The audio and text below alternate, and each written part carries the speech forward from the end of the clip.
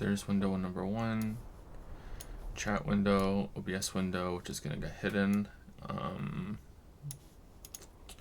I'll drag that over there in just a second. Here's the questions window. We'll have Discord in just a second.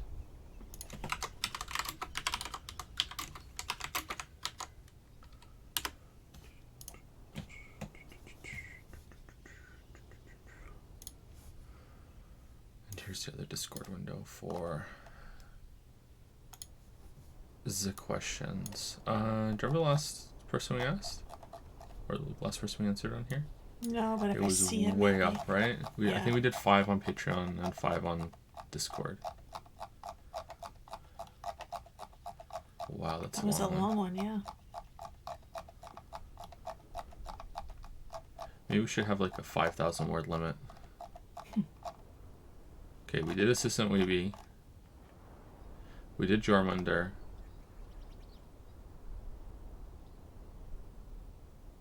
We didn't do Packet. Yeah, we didn't do Packet.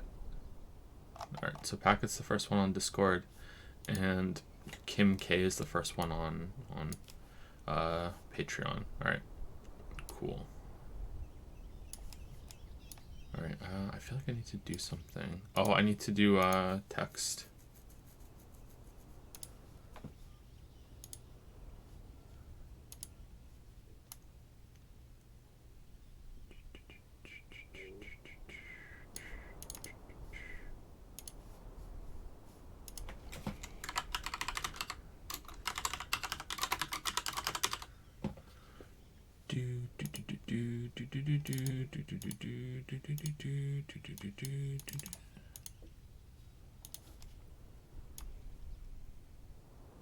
Okay, current question, no one. Alright, there we go. Alright, so that should be good enough. Alright, so music, is there no music? There should be.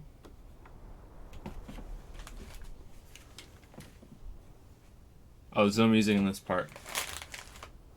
Here, I'll put some music on for you guys. 1 second.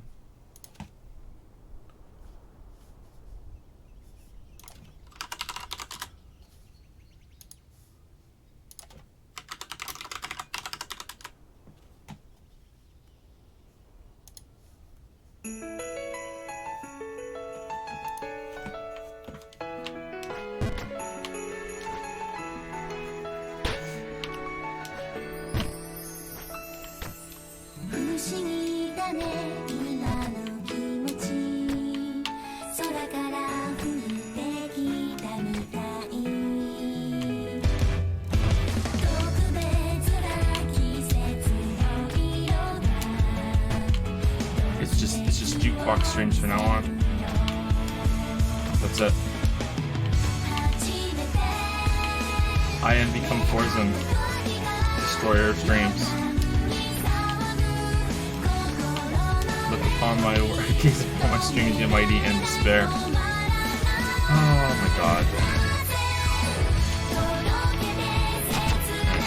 So, if you weren't here for last stream, we were playing slow snow halation roulette with chat, which is that they kept requesting songs, and it was like Undertale remixes and Country Roads remixes, and every single time I'd be like, is Snow Halation gonna start playing halfway through this? And surprisingly, it was happening quite a bit, and people seem to have fun with that, but I wasn't. You okay? Yeah, I'm trying to read over there because I was covered over here. There you go. And they made it purple, so I thought that must mean it was very important. On one hand, Q&As are awesome, Sleepy, but on the other, my question is number 6 in line on Discord, and while unlikely, possibly answered today. Hard questions, man. All hail Weave Joe. Sorry, Malevies. Should we have favoritism and just answer Malevies right now? No, that's not what I wanted to do.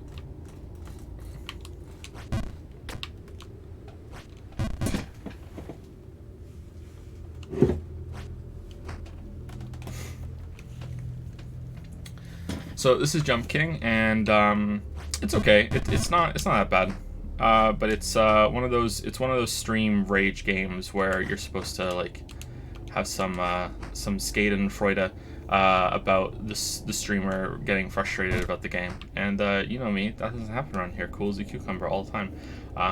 So we're trying to get to the top, and I thought it would be a good Q&A game because I just want to be able to say I beat it, but also it's not really doesn't require all that attention, to be honest. So it's a good choice.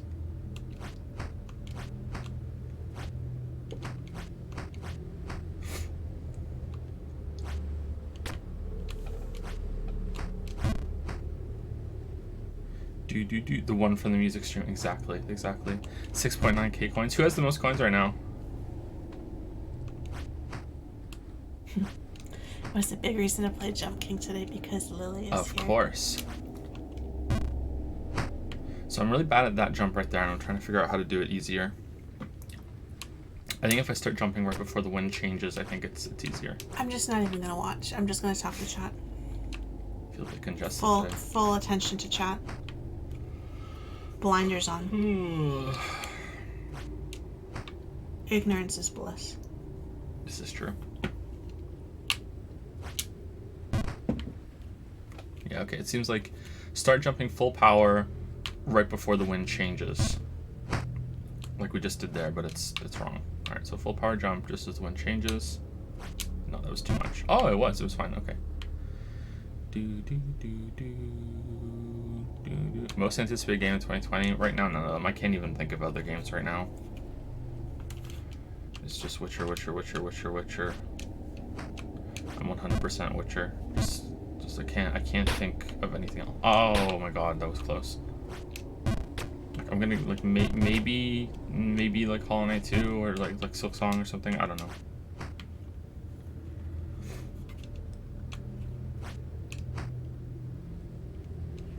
I foresee the first AI redeemed today. That already happened. Dark Flashes already did it. No. Dark Flashes made me dab. The first was Samuel Aguera was the first person who did an AI cash in. It wasn't Dark Flashes. Can't stay for the stream because an early day tomorrow. Get to the babe, Joe. But Lily's already here. Aww.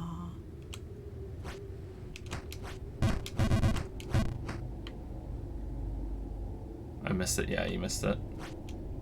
As a one-time special, I allowed I took 1 million coins off the list because to celebrate. And who knows, maybe because of that, maybe next time someone's redeems one, I'll take less off the list than I'm supposed to. Hoo. Am I evil? A little bit. Where do you think Finn gets it from? A little bit evil. Finn is pretty evil, yeah.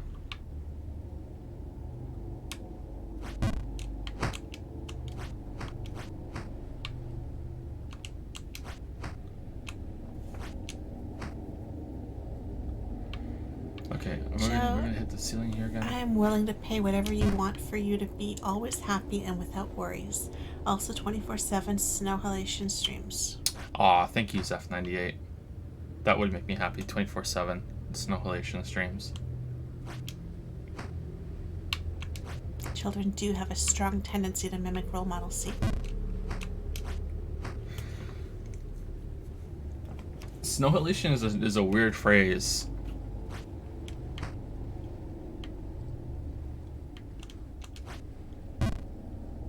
Wow, that's not what I wanted to do.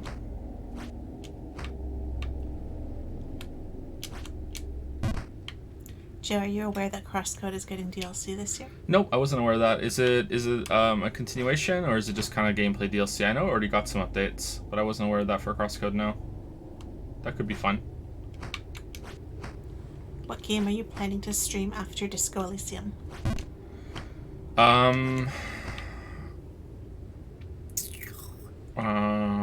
Probably one of the Promise games, because I think when Disco Elysium is done, so will the video. Unless I'm grossly estimating how much Disco Elysium is left. This is really annoying. Post chapter? Post chapter for Crosscode? Okay. Well, I hope it continues the story a little bit.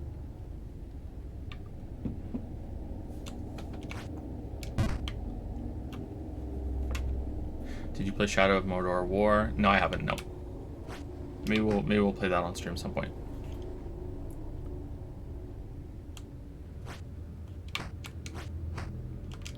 They just recently released a NG Plus thing for CrossCode and planning to do more in 2020.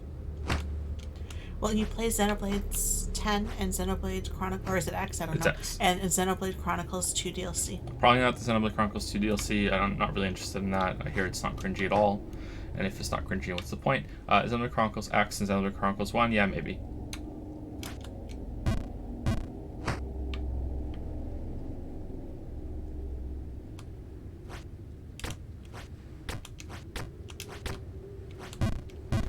Oh my god. The snow is so awkward. It's like you never know if like, should you be jumping straight up, letting the snow carry you, or what? Do you slide on it? No, but you can't move in the snow. Like the wind was blowing you from left to right. It's pretty awkward. I feel like this should be a lot easier than it is, but it's not. It's really annoying. No music this time ever again, right? We might do it once a year. Maybe after New Year's we'll do a music stream, and people can prepare their snow elation bait bullshit.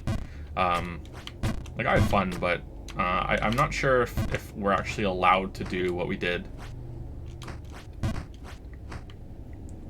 Like the whole point of playing music on streams and everything, and with copyright claims, is that you can say, well, it's not a recreation of listening to that music experience. You know what I mean? Like it's part of the game or whatever. And then just going on YouTube and just playing music is like, no, we're just listening to music together. So like that's not fair use anymore. So I'd rather not risk it often, but maybe once a year we can do it.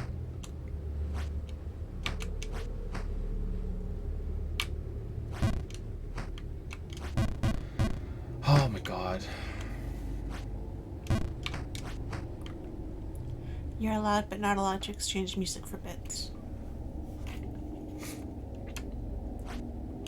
Yeah, but it also ruins the VODs going up on YouTube, and I like doing that even though I'm way behind on it. Favorite movie director? I don't really have one.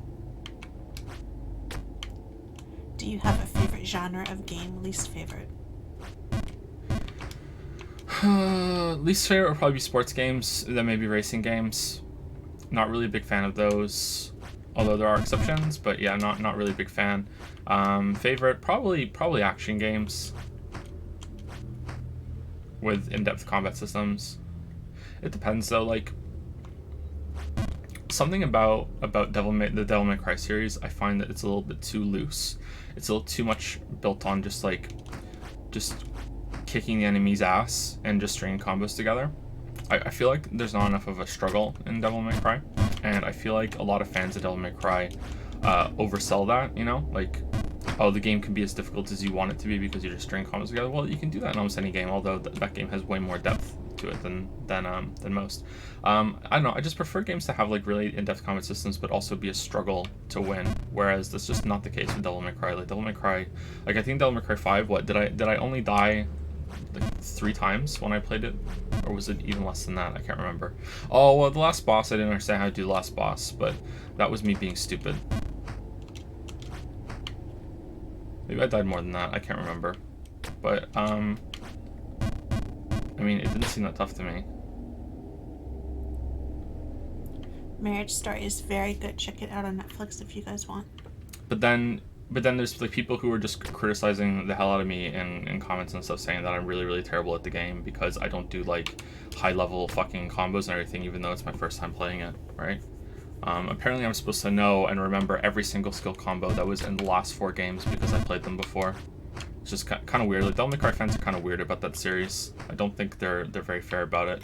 But I would prefer something like overall I prefer the combat in like Souls-likes, and I prefer probably Metal Gear Rising to Devil May Cry. I'm not sure where Devil May Cry 5 sits because I haven't played it enough. But I'm also going to say that maybe I prefer Bayonetta. I'm not sure. Like Devil May Cry 5 was really good. Like, don't get me wrong. I really enjoyed it. And I used to be a very big fan of that series. I still probably am a fan, just not a big fan anymore. But I've fallen out of love a little bit. So I don't know if I prefer Bayonetta or if I prefer Rising. I have to play them again. Update on the Witcher video. Can we go a stream without that being asked? Can we go a stream? I'm sorry, Lennon. I know you probably haven't been here for the others, but can we just go a stream without that being asked. After this is done, I'm just not gonna say what I'm working on next. That's how it's gonna be from now on. I'm just never gonna bring it up. All videos are gonna be surprises. Oh. That's what Shammy does.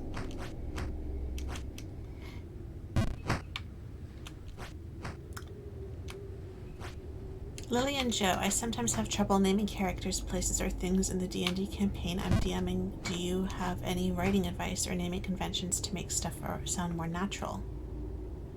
If you were trying to name something that's fantasy, like, I would look at a name that is already a little bit flamboyant, and I would just kind of mix two together, like twist them around a little bit and see what you get.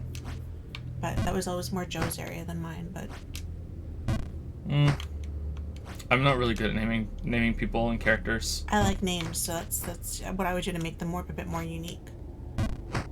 Like, take something like Narcissa and Persephone, and you get like Narsephone or something like that. Like I would just mix things, take pieces from one and mix it with another one. There's a lot of good baby naming sites too. You can go on and you can even put in name generators. I was gonna say you can put in a name and they'll give you other names that are similar in style. Just to go back to it real quick, like this Shammy, I still think just gets a lot of questions like, what are you working on next though, right? So it'd just be changing that one problem for another. Maybe it's less frustrating though. I don't know. Like a name, I'm pretty bad at names. I don't really put all that much thought into it. If you are gonna put a lot of thought into it, then you need to look at like, okay, what are the influences of the region that you're naming these characters in? You know, is it a Germanic nation? You know, is it supposed to be like something like an alternative Roman Empire, like Nilfgaard and Witcher, like, you know, like things like that. So I think that if you want to put a lot of time into it, you could. Like you it all depends on how much effort you want to put into it. But really, I just like, okay, what's this character's name going to be? And honestly, like the big thing, this is going to sound so immature, but it's really, really, really important to me because it bothers me so much in other media. My biggest thing when it comes to naming characters is that I make sure that the names of many characters are going to be interacting together and going to be in the same story. Number one, don't sound the same, and two, don't start with the same same 2 or 3 letters. You know, if there's like 10 main characters in a story and 4 of them all start with the letter M, then I'm gonna be annoyed as a reader and be like, okay, well, who's this character again? Like just at a glance, it's kind of like, oh yeah, okay, it's this one. And you can get around that if it's important, or if you make the character names longer or whatever. But I try very hard to have the names be distinct. I think that's important. I also don't really care for the Marvel kind of naming convention anymore. Although I do have to admit that sometimes it can be good, which is when a character has a first name and a last name that starts with the same letter,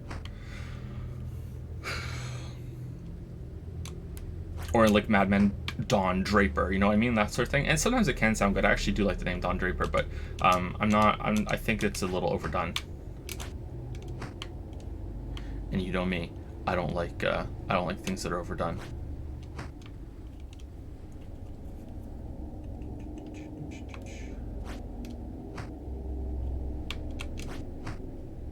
I think it's better because you can lie outrageously as an answer than if it's wildly known you never give a real answer. Yeah, I guess so.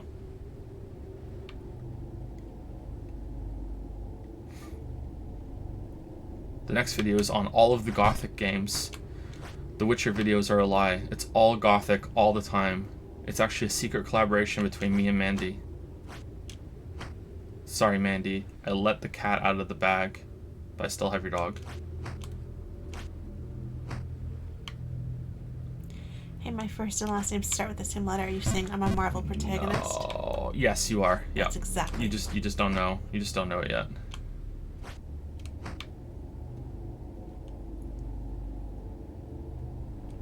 Gothic sucks though. So does Witcher. Oh, got him.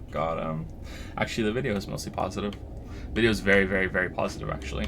But when it is negative, it hits pretty hard. But it's a good video. I like it so far. It's probably my best work. But I have to say that, don't I? It's quite dense for a video that is as long as it is.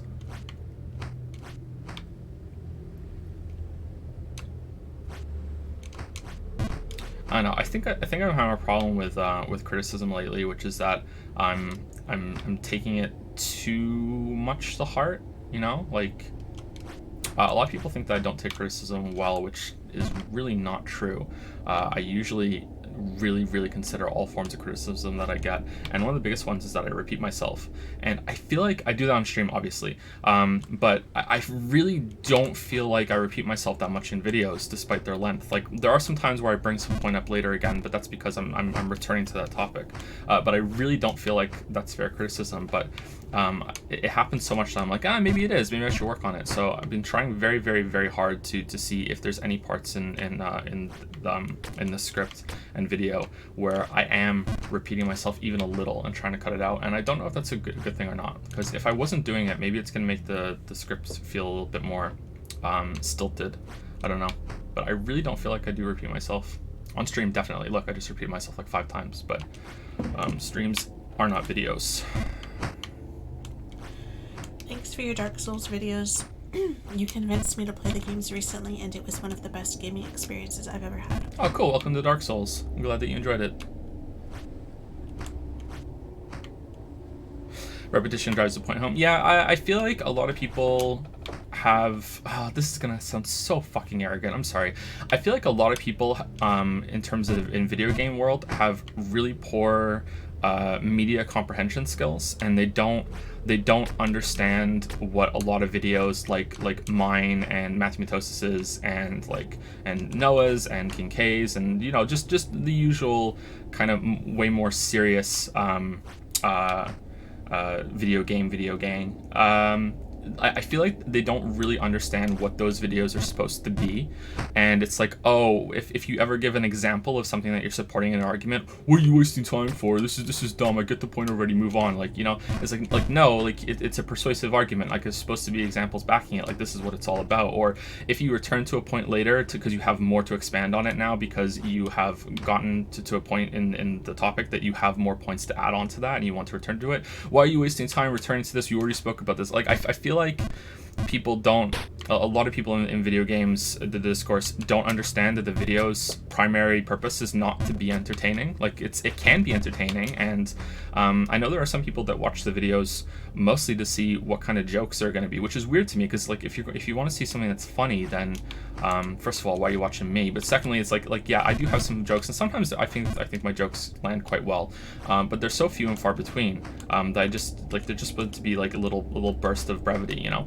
But yeah, like the videos are not supposed to be entertaining. Like, they can be, for sure. Like, there is entertainment value in learning something and seeing an argument and you know, engaging with it, but they're not meant to be entertaining purely, you know, or solely, I guess. I don't know what the right word is, and I feel like some people don't understand that, and it's hard to gauge criticism of videos like this, where it's like, okay, well, is this legit? Is this someone that just doesn't understand it, you know? Like, and it's really difficult to find out what criticism is worthy paying attention to. I don't know. Most of the time, what I do is my policy is that if there are examples backing up what they're saying, then okay, then I will take this as like, okay, I can weigh what the argument is, I can weigh where they think it went wrong. But most of the time, when I engage with someone who says that the videos have a lot of repetition, when I ask them, they have no examples, or they just don't answer. So I don't know.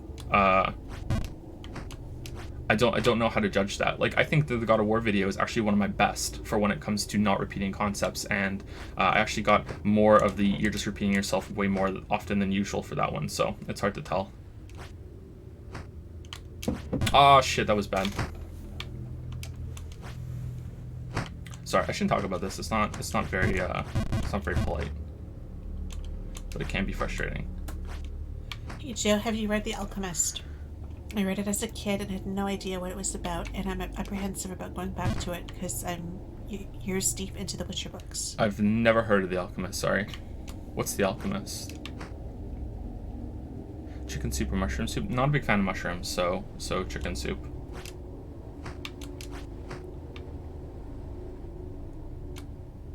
Something about mushrooms, eating mushrooms, just doesn't sit right with me. Full Metal Alchemist. Oh, you weeps. Avoiding the topic of whether or not it's a game, how do you like visual novels overall? I think they're fun. Like, yeah, there's nothing wrong with it. The format. It's going to depend on the writing, of course, but yeah, I think they're fine.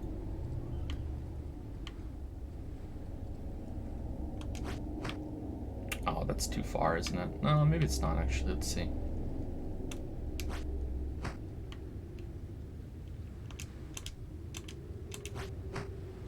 Do you think a combat system like Bloodborne's could work in a game with movement and exploration like Breath of the Wild? Okay, so we need to go to the left. Yeah, for sure. Yeah, I think that could work. I think you're fine complaining about that stuff. If I were one of those people, I'd try to go point for point to show how you were repeating yourself, but I think you're good. Joe calling the chat weeb, something but pots and kettles comes to mind. That's why I enjoy your style a lot, no disrespect, but sometimes it feels that if you haven't played the game recently, there's no way to follow the argument because they don't give it any examples. Yeah, that's thank you. That's a big reason why I give examples, and that's a big reason why I do recaps, because like there are people who aren't going to be watching this video until years and years and years and years after the video comes out. You know, like right now the channel is getting more views than it ever has. You know, right now the channel gets anywhere from 50 to 60,000 views every single day, and that's at a big peak. It's gonna dip down a little bit after this. I don't know why over the holidays sometimes there's like a boost, you know, and a lot of those people are going to be watching these videos on older games and they haven't played them for a long time, or maybe they haven't even played them ever. So it's important to have these examples, but to support your points, but also to recap the events so you're not lost. That's the whole point. Like I want the videos to be timeless in that way. And I don't know, I don't think it's all that frustrating to watch when you are watching it when the game just came out. It's also like baseline, like here's how I understood all these things that happened, and if you understand it in a different way, then hey, now you know where my flaw is coming from, you know.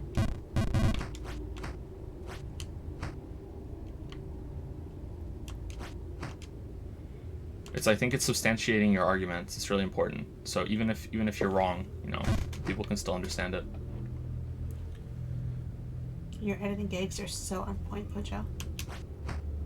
That's been said a few times. My editing gags? Yeah, when you're doing your jokes. Yeah, do you think so? I think my jokes are pretty bad. I have some really bad ones in the Witcher video. I have some really, really bad ones. There's so many good puns.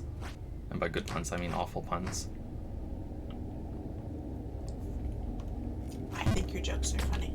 I had the best joke ever that I was gonna have in the video, and I cut it. I couldn't get it to work, and it turned out it was too much trouble for 5 seconds of work.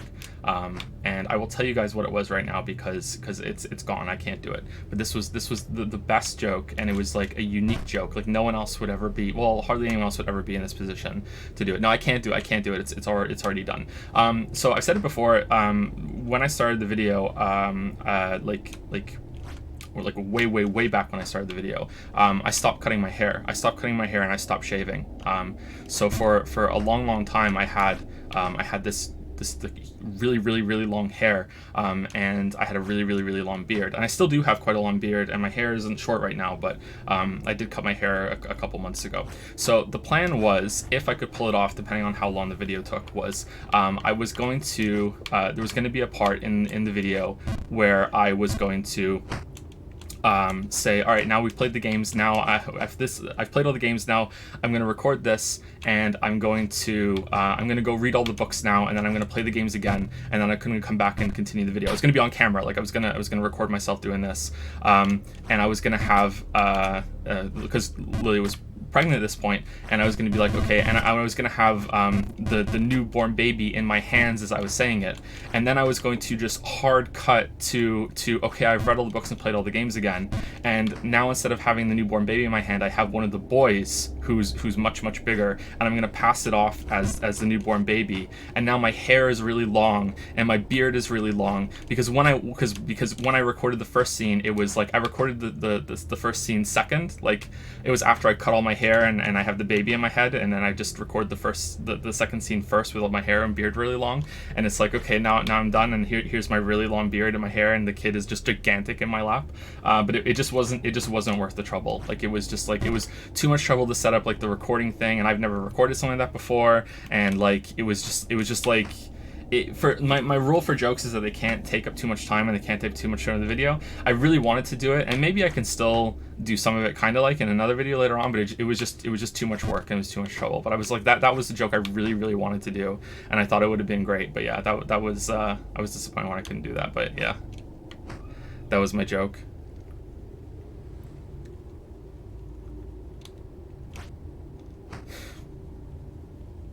Someone who sincerely likes bad jokes has integrity. You can't say no.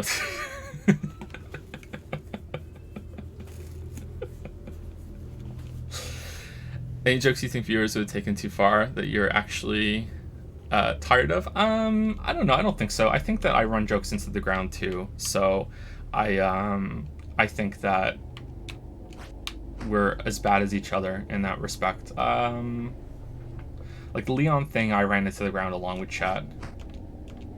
Yeah, we've run into the ground now. I don't know, actually.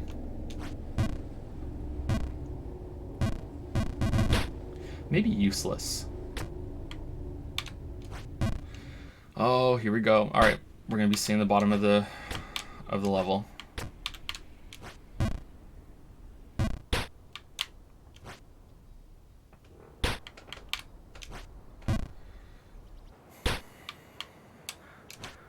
Yeah, here we go.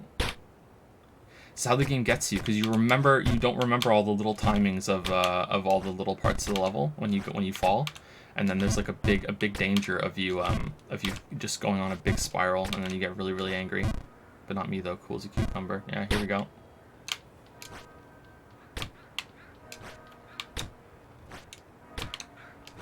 When did the Ayaya shit start? I don't know when the AI shit started. Wasn't that long ago, was it? Yeah, that's fairly recent, actually.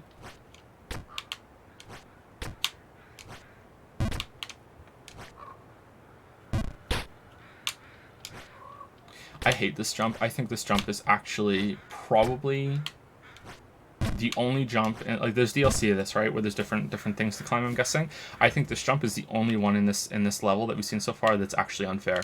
I think this jump is bullshit. Getting into this hole, I think it's complete bullshit. Everything else is fine. Like, it's frustrating, but it's fine. I think that's complete bullshit.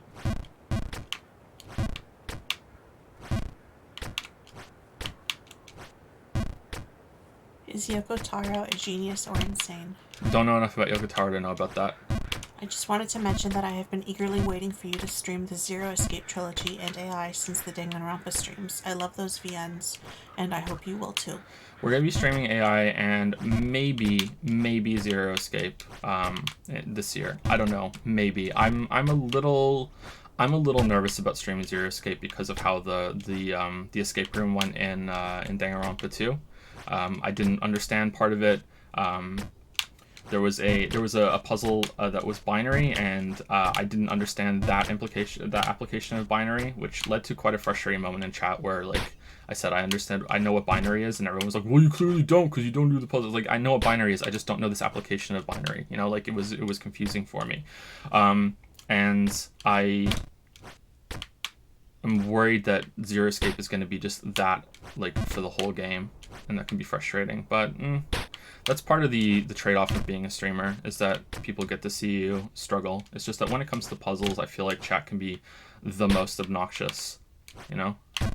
Even people that have been around for a while and I generally get along with and like, and it's like whenever they're in chat, I'm like, oh, cool, like, I'm glad you're here, you know, like, you're someone I know and you're usually very nice in chat. Even they can turn into, like, colossal dickheads when it comes to puzzles in chat. It's weird.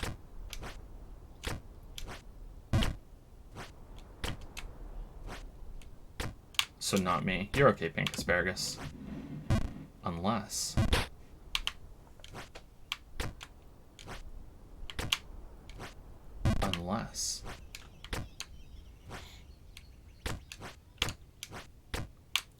Yeah, draw a T, yeah. Like, suddenly everyone forgets the saying, you know, cross your T's and dot your I's. Just the whole world, like, no, that's not a thing. Just the whole world. Oh, cool, we got up here. All right, nice. All right. Anyway, should we probably start with the questions? I wanted to start the questions right away, but then we get roped into just talking and answering things here with people, which is fine. I'm okay with that, but yeah. We can't go too late today. Left, right? Yeah. Well, we started late too, so...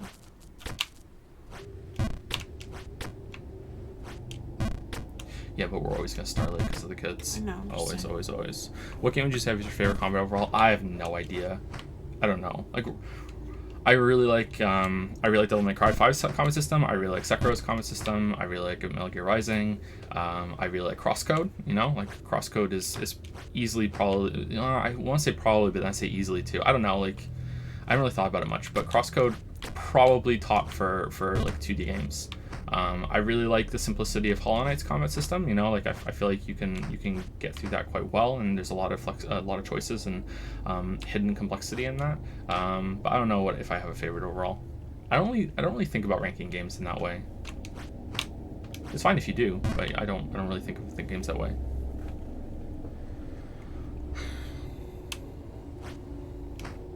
Flex says Flexin. Flex. Anyway, Libel, can you see this list over here? I think so, yeah. Okay, so can you say thank you to people starting from Ingvar Fed, and then once you get to the top, let me know, and I will scroll up. So, thank you to Ingvar Fed, who resubscribed with Prime for 23 months. Thank you to Jason Kim, who resubscribed with Prime for 24 months.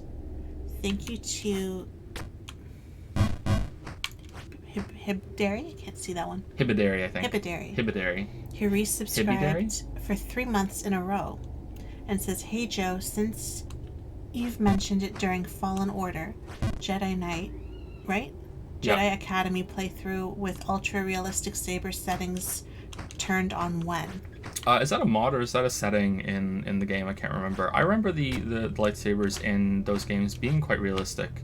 I know that there were some enemies that needed more than one hit to kill with lightsaber, but I do remember some duels where I feel like I got one really good solid hit on the enemy, and they just died in one hit.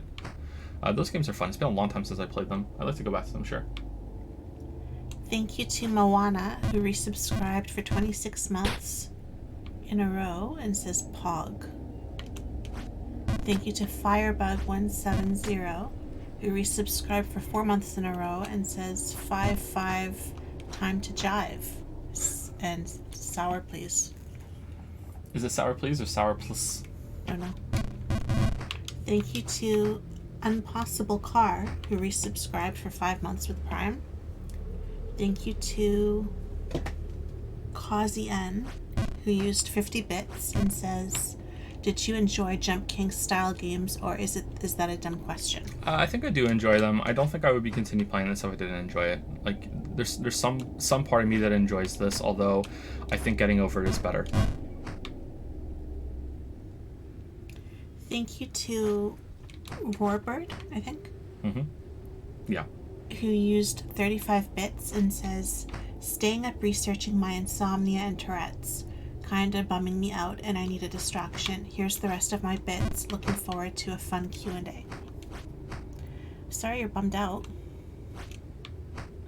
Just remember that, when you research things like that, it's easy to jump to like the worst case, right? That like everything's awful, and there's so many variations and stuff on stuff that you might be diagnosed with or have and stuff, right? That it's not always necessarily as bad as it looks, so. Mm-hmm. And it's also when you do research like that, sometimes it can be, you start to think that this is all you are, like you just become the diagnosis, and you're more than that. You're a person first, right? Mm-hmm. And that goes for anyone with any disorder. I have to remind myself of that sometimes. Me too. Thank you to Ralph Clogs, who resubscribed for 23 months in a row and says, "What do you call a man leaving a Spanish hospital?" Manuel. That's pretty good. Thank you to Blobfish2000, who resubscribed for 26 months and says, "So where's the video for the classic 2000 crime drama, The Watcher?" I've never heard that before. Thank you, Blobfish. Thank you to Instaboner, who resubscribed with Prime for 7 months. Hard to compete with an Instaboner. Exactly. Thank you to Talisman G1, who resubscribed for 23 months in a row and says, "Persona 5 Royale stream when?" Sometime this year. I don't know when, but sometime this year. We're going to be playing all the Persona games this year, and Persona 5 Royal will be at the end of them. So I don't know. I'm going to say sometime in summer at the earliest, with all the stream commitments that we have at the moment. Thank you to Mark Sapan, who resubscribed with Prime for 17 months and says, "Hey, you two, how often do you think about or revise your moral axioms?" Probably not as much as I should. You know, I'm not really someone who's into that and thinks a lot about that. I came to a conclusion about this sort of thing a long time ago, which was that, you know, like, and it hasn't really changed, which is that as long as you're not hurting anybody and you're not preventing anyone else from seeking their happiness within a reasonable extent, you know, like if you're in line at the store and someone's behind you, like, I don't think you should have to let them go ahead of you, because otherwise you're preventing their happiness. You know what I mean? Like within a reasonable level. I think whatever you're doing is fine, and there's nothing morally wrong with what you're doing. You know, just basically a fancy way of just saying, like, don't hurt other people, and if something that someone is doing, you know, like, you also want to be able to judge other people to make sure that people are also morally good. Is that you want to, like, look at the things and be like, okay, well, is anyone hurting anybody by what they're doing here? And if the answer is no, then it's like, okay, well, then even though it may seem very really important to me, like, it shouldn't happen, you know. And there are some topics that are difficult to justify with that, but they're pretty rare. But that's how I think. I don't really think about this much anymore. I used to think about this stuff all the time when I was younger. When I was in my teens.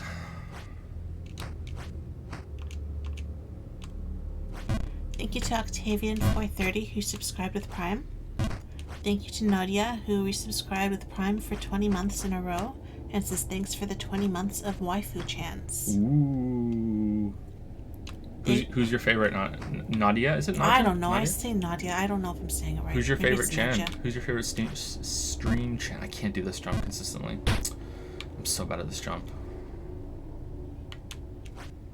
By all Persona games, do you mean Persona 1 through 5 or 3 and 5? We might try 1 and 2 as well, but I don't think we're going to finish them. You think children has made you rethink moral stuff, Joe? I don't think so.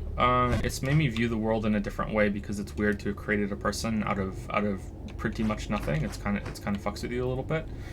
I know it should be a well done moment, but it's just really the opposite experience of having a parent die. My mom's dead, so and my mom died like way before we had kids. So it's like you see a parent who is there and was a big part of your life, and then they're just gone, and it's like, what? Where did they go? You know, like, I know that sounds so juvenile, but that really is where a lot of the angst comes from when it comes to death. And it's just like, how is this person just gone? And then you have a kid, and you look at the kid, usually for me it was almost instantly, you look at the kid, you have the kid in your arms, and it's like, where did you come from? You know, like, what? Like, how is there just another person? But I don't think I've like realigned any of the morals or beliefs that I have. I'm not sure. The biggest change for me is that I'm very, very susceptible to anything that has like media that has the death of kids in it now. Just very, very, it just wrecks me. Anything to do with a kid dying or getting hurt or anything like that, I'm just destroyed. So that's a change for me.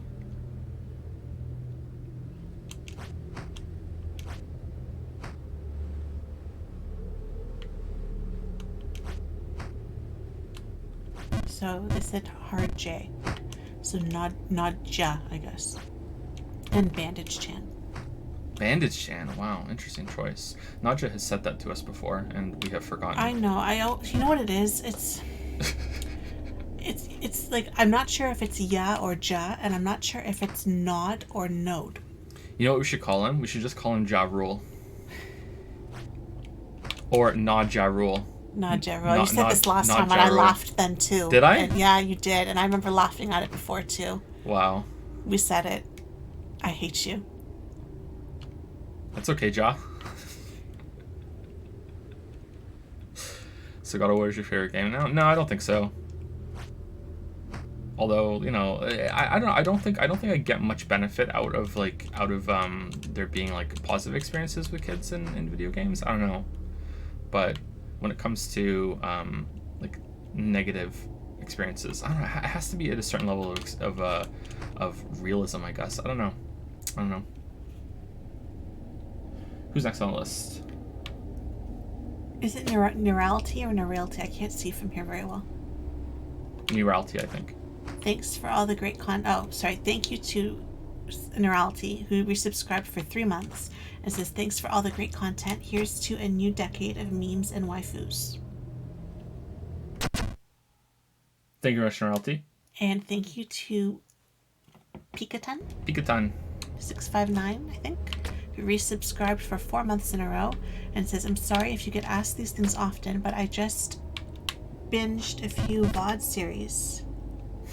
And I was wondering if you still plan to play Catherine full body at some point. Probably. But I don't know. Okay, so is this, sorry to interrupt the thing. Is this a checkpoint now? Like, are we safe? Because it looks like we can never fall, right? Maybe there's gonna be like a wall up here and that just sends you all the way back down to the bottom. Huh. All right, cool. So we've made progression, everybody. Congrats to us. And thank you to C. Murlo, who subscribed with Prime just now. Thank you very much. Thank you much, C. Murlo. What? Oh, sorry. Clawfist. This seems quite difficult. Oh, it's not that hard to say Clawfist. It's just you have to really like put your whole mood into it, you know? No, the game. Oh, you were doing a thing. All right, well done. Usually I'm the one that does that to you. Got him.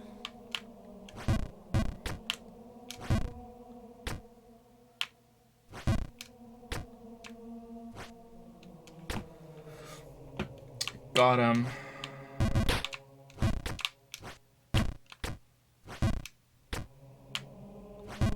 The rare Lily Troll.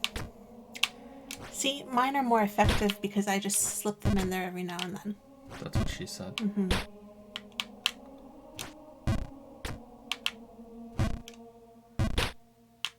They're not expected, so they're that much more effective. Take notes.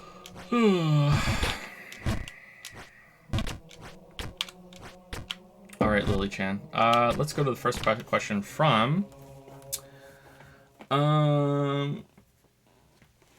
Let's go Discord this time. Let's go Discord. For Packet? If that's there. So let's update the thing, OBS.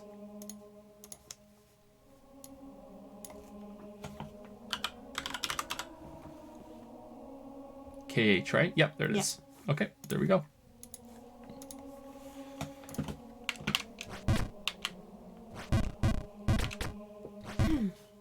So Packet says, hey Lily and Joe. I've been a fan ever since you appeared on the Co-optional podcast. Thank you so much for all the great videos and streams. I'm really looking forward to the P5 Royal streams.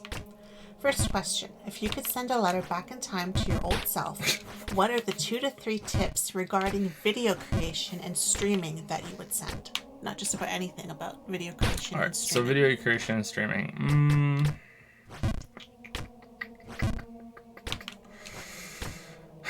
All right, so this is a tough question for me to answer because I'm not a good learner. So the way, okay, so that's not entirely true. I think that the way I learn is good for me, but it's not that efficient, and there are definitely better ways of learning things. So I know this is gonna sound weird, but the way I do things is already like I've capped out. This is how I am. I'm stuck in my ways. I'm dug in, and I'm never gonna change. Like I'm the old dog now when it comes to these things, and that is I need to just jump into something and just feel it out. Like I'm not the kind of person that can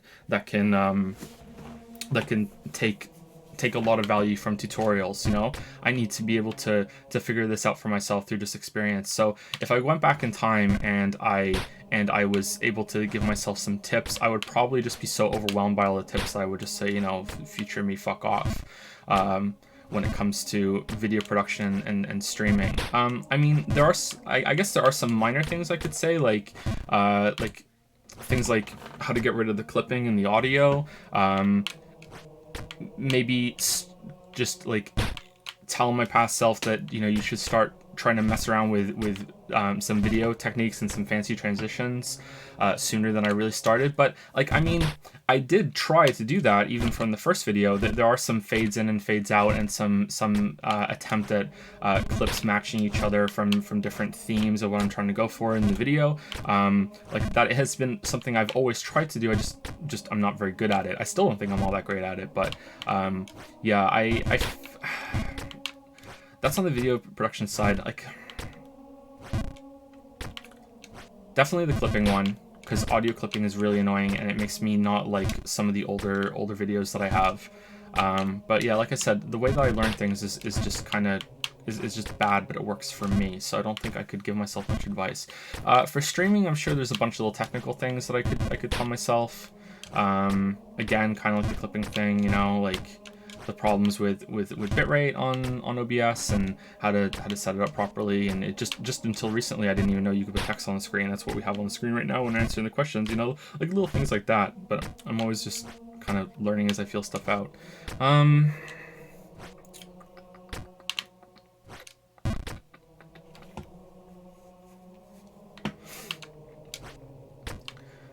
I think it would just be more about just telling my past self that it's okay to be myself on these things, that it's all right to be a little bit of a spaz, you know, and like people are going to be accepting of that, and you shouldn't really worry.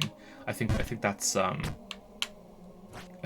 one thing that's not really part of the production, though. It's about presenting myself in a better way. I think that's something that I think I would get some value out of.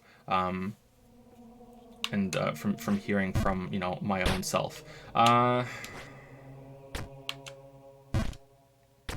don't have a really good answer for this. I'm sorry. Packet. I think it's because it's specifically about video production and everything. If you're talking about like script writing and as well, and it's not just the video editing part, like I could probably give you some more examples there, you know, like I've gotten a little better at that, and I've learned some lessons about that. But well, maybe you could talk about the script writing, because it's still part of making a video, right? I mean, it's video creation, not streaming.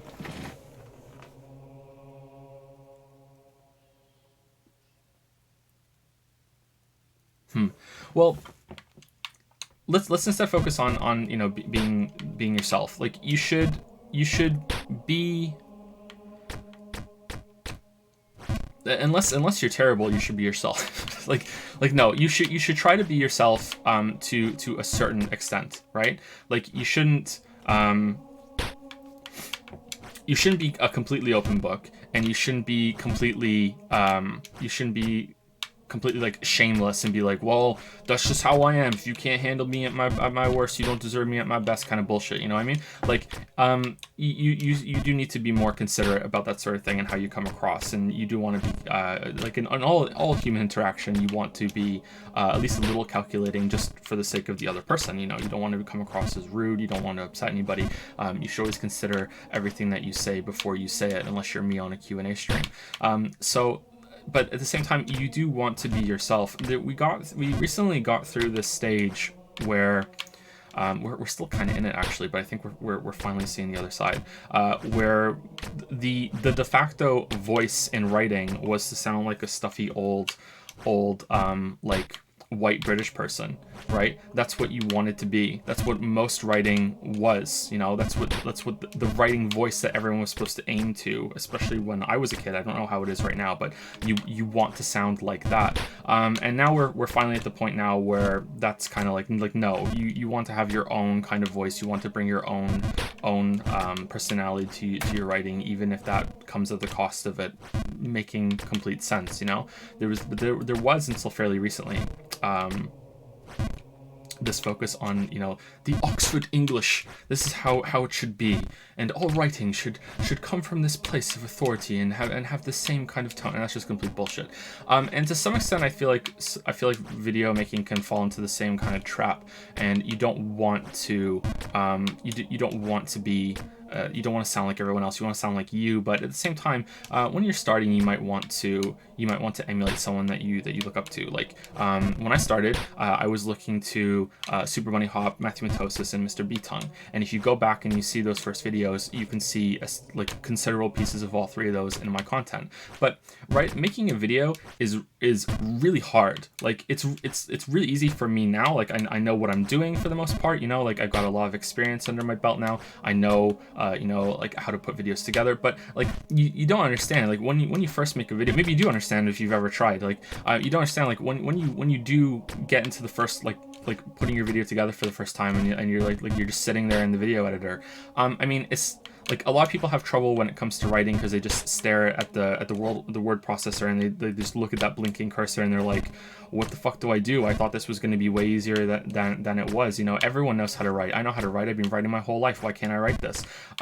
Like it's like that, except there is none of that in the back of your head saying, hey, you should be able to do this. You're running your own life. Because like no one's made a video until they made a video. As stupid as that sounds, right? So it's an unusual position to be in. Most people don't make videos, surprisingly enough. So it's very understandable that when you're first starting out that you're going to want to be taking things from other people that have made videos before and being like, okay, well, how did they do it? Let's follow this kind of the path that people have made before me. But I think that as soon as you can, you should embrace your own style and your own voice, and you should try to make it your own. And there's nothing more annoying, I find, than watching someone on YouTube and they do like a bit or a stylized thing, and you're just like, wow, I know exactly where you got this from, you know?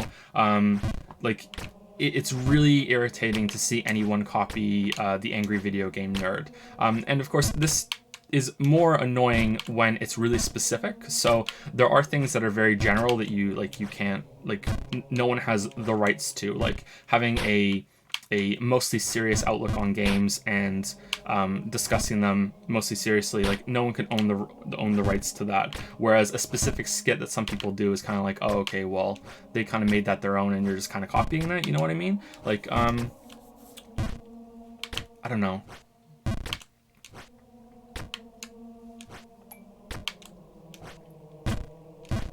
For streaming, it's...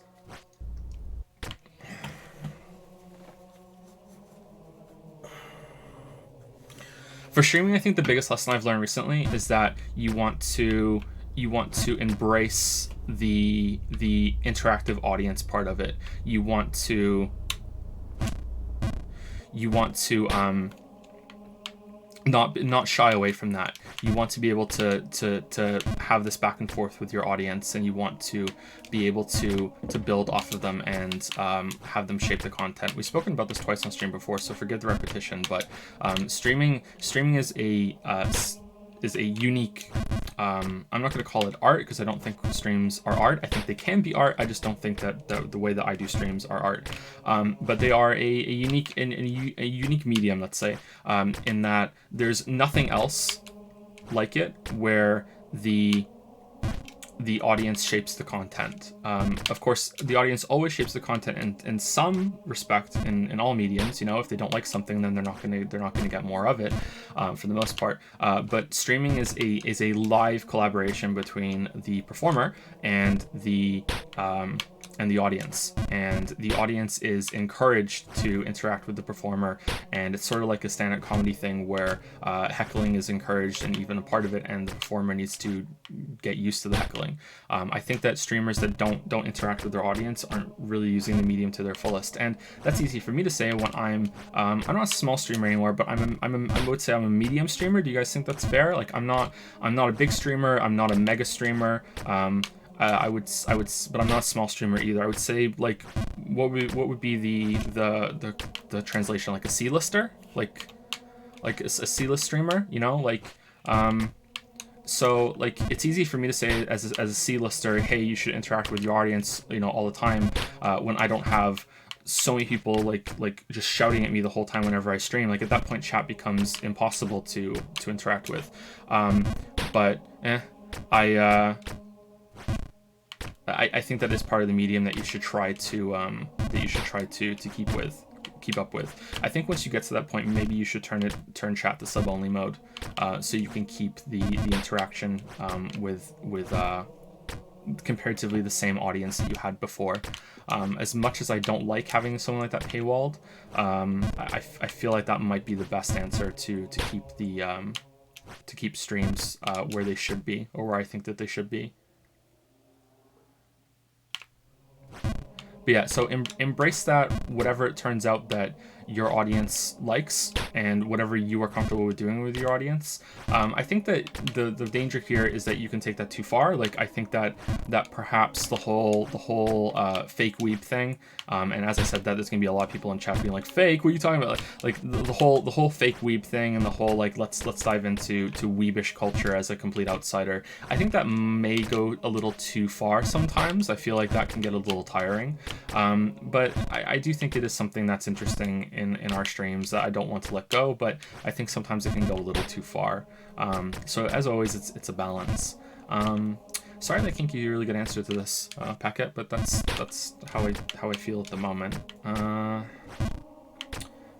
I guess the other one would be okay, again, like I consider my success to be mostly luck, so I can't, I feel like a fraud. Here's the imposter syndrome. When people are asking me for advice, I feel like I should always say, you shouldn't listen to me. Like I just lucked my way here, that it just so happened that the No Man's Sky video hit at the right time with just the amazing ending that happened to me in that video, and it just so happened that a bunch of people who watched that actually got to the end really early on when they watched that video and started sharing it. You need to watch this video to see the end, and then YouTube's algorithm started just by chance picking up the Witness video and picking up the Fallout 4 video. I just feel like it's complete luck. And maybe if we could boil it down scientifically, maybe we could look at it and go, well, it's not actually luck, Joe. The reason why people like that video is because it's a good video, and that's why it did well. And the reason why the YouTube algorithm picked up the Witness and the Fallout 4 video is because they're good videos. It's not luck. You just did a good job. And I just I don't know. I guess I just don't have the self-confidence to just own that and be like, yeah, fuck yeah, I did it.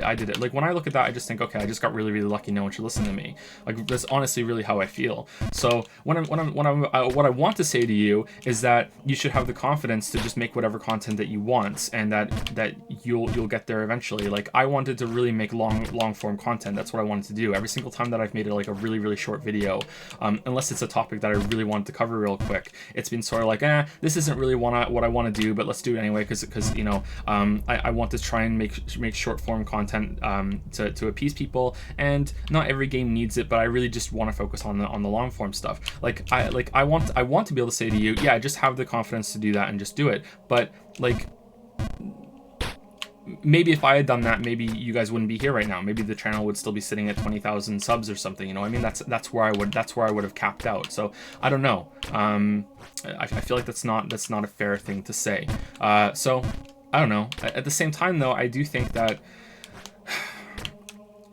in terms of us like furthering the discussion of art as a society, I do think that as like a society, as a species, we live in a society that we would benefit way more if people just did what they really want to do, and we would get way more value out of that. That's what I think, but that's a hard sell, and it just sounds fucking terrible coming from someone who has already made it, so I don't know, but yeah, that's all I can say. That's all I can say. Did Packet have another question? Second question. If when you decide to stop making videos and streams, what do you see yourself doing for a living? Well, I'm disabled, but it's a disabled that makes me again feel like I should never say that I'm disabled, because I can like live my life just fine. It's just I'm disabled in terms of like a proper job. Like I can't work a proper job. I used to be able to, but like my narcolepsy has gotten worse. I can't do that because I can't keep a schedule. Like you've probably noticed that sometimes when I stream, I'm like close to dying, like falling asleep. The case in point, like I got up just a couple hours before this stream. Like I can't keep a proper schedule. Like if we were in this is funny. Packet says also you can answer your dream job for this one. Okay, it's funny saying this because of the whole Weeb thing. If we were living in Japan, Japan has many jobs that have what's called flex time, where you can. It doesn't matter when you get into the office. It just matters that when you do get in the office, that you work your shift and then you just go home. I could work that job easy, you know, like that's fine. That would be great. But when there's like most of the jobs in our society over here is that you have a set time to come in, and if you don't make it in on that time, fuck you. You know, like you're just awful. You're just the worst person. And I can't do that because of narcolepsy. You know, there are times where I'm drifting. I think that like I can't stay to a 24-hour schedule, and Lily can attest to this. I'm either on an 18-day schedule or I'm on a 36-day schedule. So that hour, right? Hour. So I'm on an 18-hour schedule or I'm on a 36-hour schedule, and this, like, those are my days, and the 24-hour days just don't work for me. I'm either awake for 12 hours and then I sleep for around 6, and then I wake up and I'm awake for 12 hours and I sleep for around 6, or I'm awake for 24 hours and I sleep for 10 to 12 hours after that. That's how I best function, and that means I'm constantly drifting between the two of them. There are also times where I just don't sleep for a long time either, or I'm awake for 24 hours, I go to bed, and then I'm just asleep for a couple hours, and then I wake up and I can't fall back to sleep, you know, that sort of thing. So like I'm very lucky that I get to do this, but like I did work normal jobs before the writing and before the channel, but it was very difficult for me to keep a schedule, and it was very, very taxing on me, and school in particular was trouble too, because I've been narcoleptic my whole life. So if I wasn't doing this, I'd probably find something else that I could do on my own time from home, and I like if it's just like a normal job that I don't get to take anything away from what I'm doing with the audience that I built for this one, I would probably try to get into programming. That's what I would try to do. So it would be some sort of coding. I don't know if I would try to get into games dev and just be a coder for a game, or if it'd be web development or anything like that. I don't know. I don't even know if if that's as viable an option as it used to be. Like there used to be so many jobs in that area. I'm guessing there's probably less now, but I don't know enough. But yeah, that sort of thing. If I can take my audience with me, like if I stop streaming and I stop making the videos and I could go do whatever with that audience, then I would probably use whatever resources that we have left over to make a game and try to go into game dev. And that's my dream job as well, to answer the question. I would very much like to be making games, and if that didn't work, or if it didn't have the resources to do it, then I would probably go back to writing things. Like I would go back to writing books and use the audience I have to just make it by. I think that there were enough people that would get the books that I would be able to make it. Yeah. I hear the game related jobs suck. Yeah, they can, but my dream job would be to be the director. You know, like to run the company, decide what games we're making. And not treat my employees like shit. That's what I would like to do.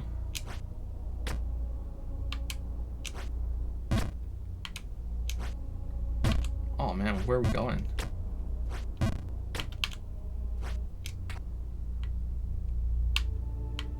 Oh, is this ice now?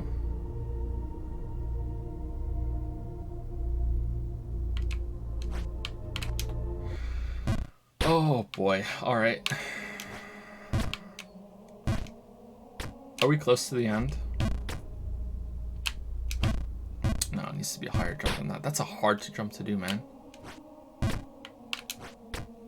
By making games, you mean visual novels with art by Merrick, right? I think a visual novel with all of our chans, I think, would be quite fun. I don't know. Not treat my employees like shit. You never make it as a game dev. Maybe. I don't think so. I think that you can make a company and not exploit your workers. Do you know what company apparently doesn't exploit their workers? Apparently EA. Like I think they do have. I have read in the past that maybe they do like mass firings between projects. I can't remember, but apparently, like when it comes to crunch and treating their companies really, really well, apparently EA is one of the best companies to work for. There's another big company like that I can't remember right now. Apparently, like a lot of this, I think Ubisoft as well. I think Ubisoft is again another company where there's not a lot of crunch, and the employees are treated very well, and they have a lot of benefits and a lot of opportunity to move up in the company and everything. Like I'm this is secondhand information. It's just from what I've been reading, and there's been in the comments there've been a lot of people that work for those companies that confirm, be like, yeah, this is actually a really good company to work for. Yeah. My coworker used to work for EA. It's honestly not that bad. Yeah. So, yeah, I don't know.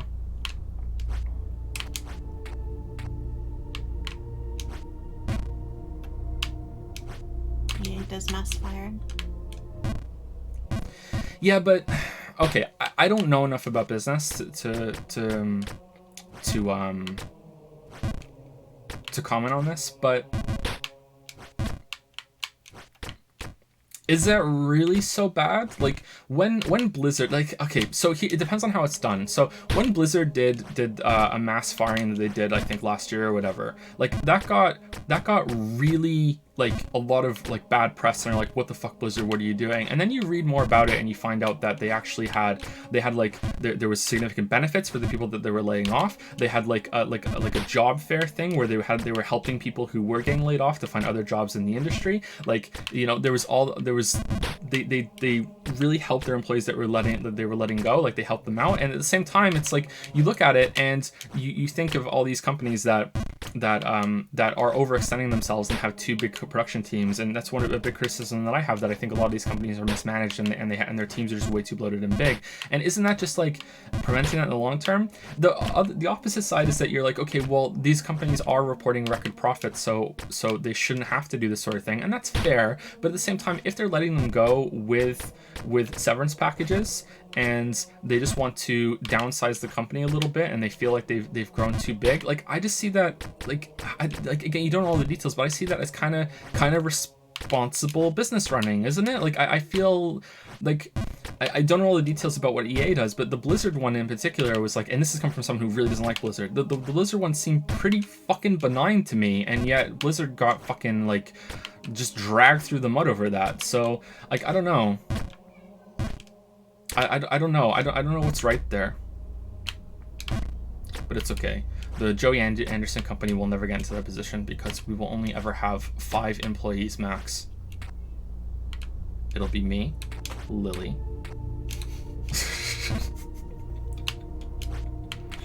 Finn. I better play more video games.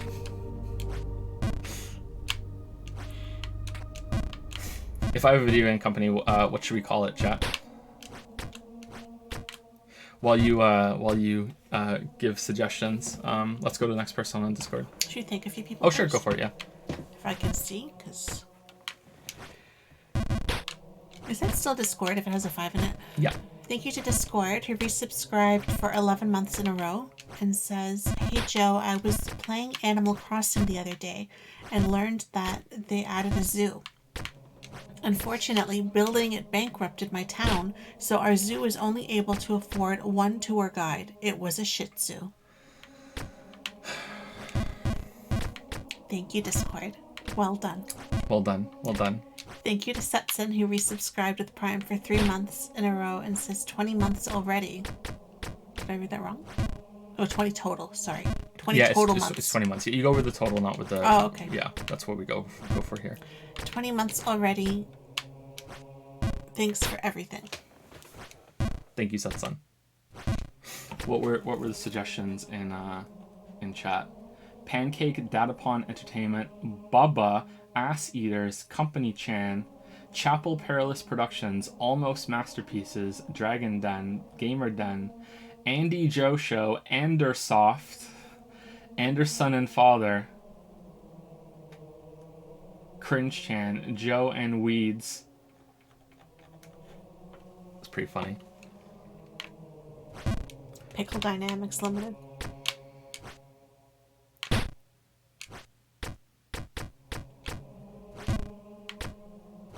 Anyway, who's next? Water Guy? Water Guy. The Water Guy. The Water Guy. The Water Guy says, "Hello, Joe and Lily. Hope things are good as always. Question 1. There's a content creator named Weast." Never heard of him. I think it's Weast. Weast. Most of his content isn't that important to the question, but one of his videos talks about stan culture. To summarize, if you haven't seen it, a stan is a toxic, obsessive fan, the kind of fan to message you something like, "Respond or I'll kill myself." To the meat of the question, have you or Lily had any toxic, obsessive fans yourself, without giving away any identifying information?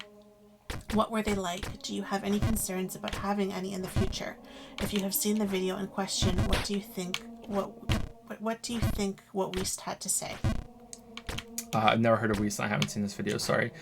So stan comes from the Eminem song "Stan," and it has replaced fan. So fan. Some people might not know this because fan is such a ubiquitous term in our society now.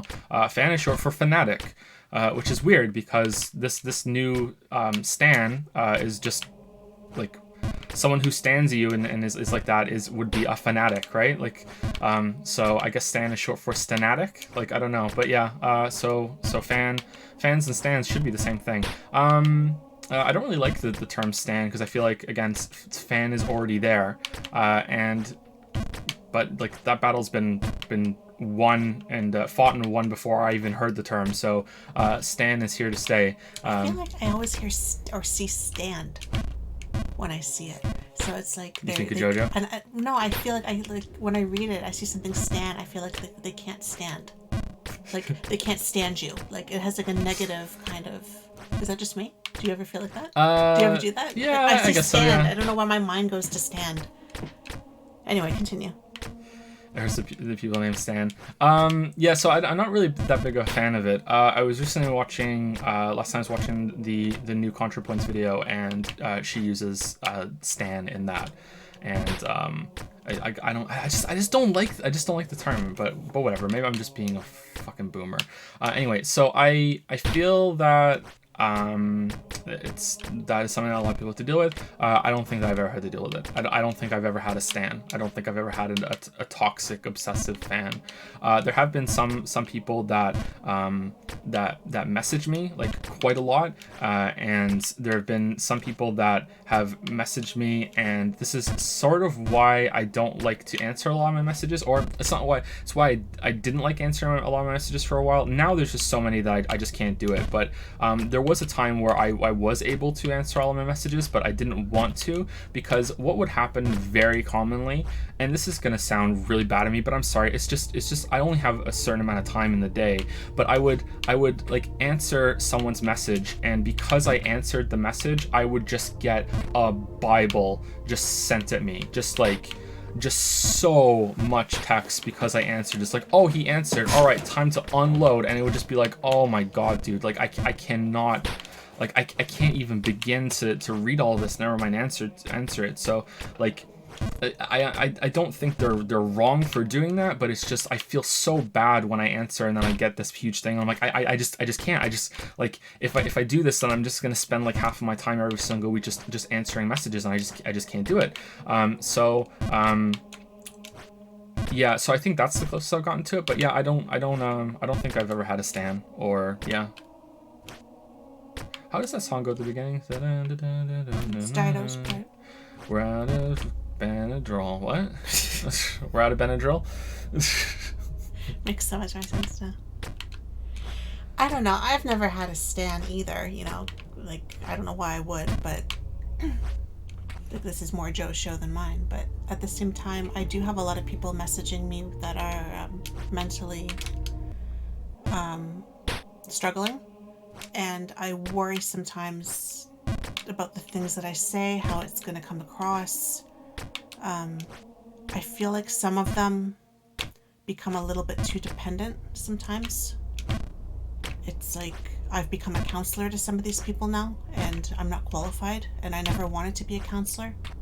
But I feel like I can't cut myself off because they don't have anybody, and so I'm getting messages every day, and I have to try and keep up with them, because if I don't answer enough times, then maybe they're going to feel like I'm dropping them, and that's not what you want someone who's suicidal to think. So I've kind of gotten myself in a delicate situation with a few people where they're messaging all the time, and sometimes they're not too bad, but other times they're extremely desperate sounding, and I don't really see how I can really help, but at the same time, they say I am helping, so I have to just kind of run with it and just hope I don't make it worse, and hope that they get strong enough and get through it enough that they don't need me so much anymore, that they can stand on their own. I don't mind hearing from people every once in a while, and I don't mind an update like, oh, I was really struggling, and now I'm not, I'm doing so much better. But I don't get a whole lot of those ones. I usually just get, I was doing better last week, and this week I want to kill myself. Fix me, Lily. And it's like, I have Kate on my lap and I'm feeding her, and I have the kids in the background, and I'm trying to quickly and yet delicately think of how I want to word what I want to say while I'm typing one-handed, and it's not a good situation like that. It's like so much potential to put your foot in something that you shouldn't put your foot in, and at the same time I feel like I can't say no and I can't disentangle because that might just send the wrong message, so no stands, but not ideal. If your name is Stan, then I suggest that you just lean hard into that on Tinder, man. Like, I'll be your Stan. Just do it. Just own it. Like, you're gonna have to put up with this shit anyway. Just own it. That's what I think. Oh, I direct them to professionals constantly, and they have professionals, a lot of them, and a lot of them are on medication too. They just don't have enough people in their social lives that they can lean on, and that's apparently what I've become is, I'm constantly saying, talk to your friend or talk to your mom or talk to somebody, talk to somebody who's there that can actually do something for you. I don't know your real name. I don't know where you are. I can't do anything to help you.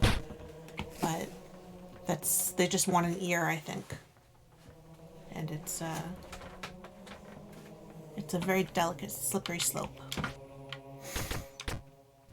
I feel like they're not saying respond or I'll kill myself, but I feel like if I don't respond, I'm sending that message, that I don't care.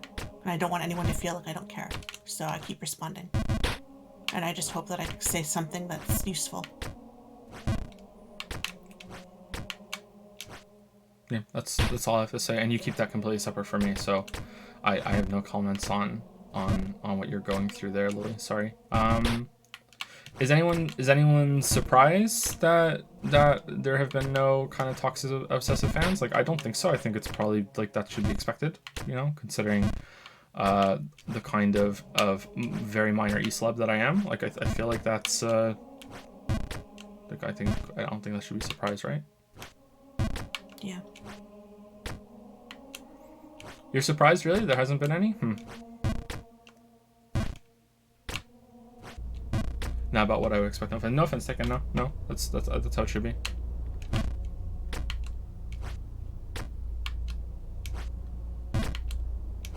I'll be your toxic fan. So, toxic fans are like, there's an opening. Let's go for it.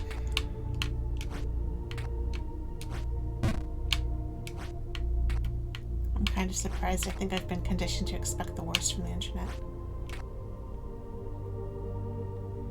Okay, if we go like all the way to the left. All right, there we go. No, we have to jump. Oh, we have to chain it. Okay. Tough. No, you can't jump to the left either. Wow. Okay, so you have to chain them together in the direction you want to go, I guess. All right. Did the water guy have another question? We didn't change the question text. Oh. Thank you, Firebug.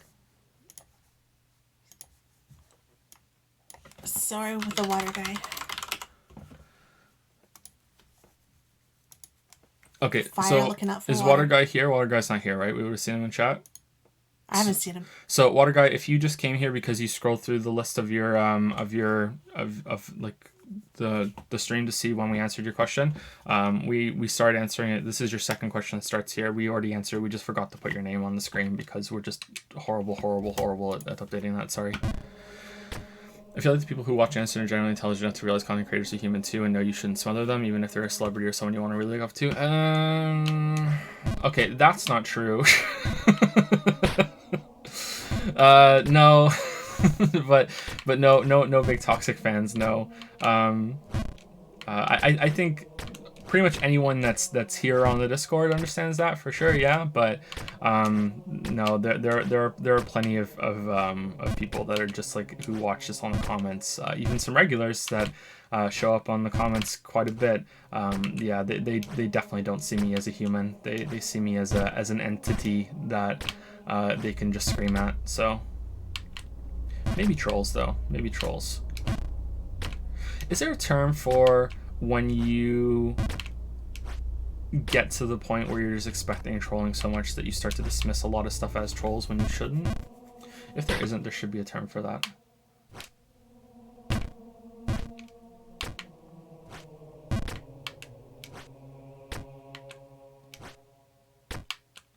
Poe's Law? Is it Poe's Law? I don't think it's Poe's Law. Maybe.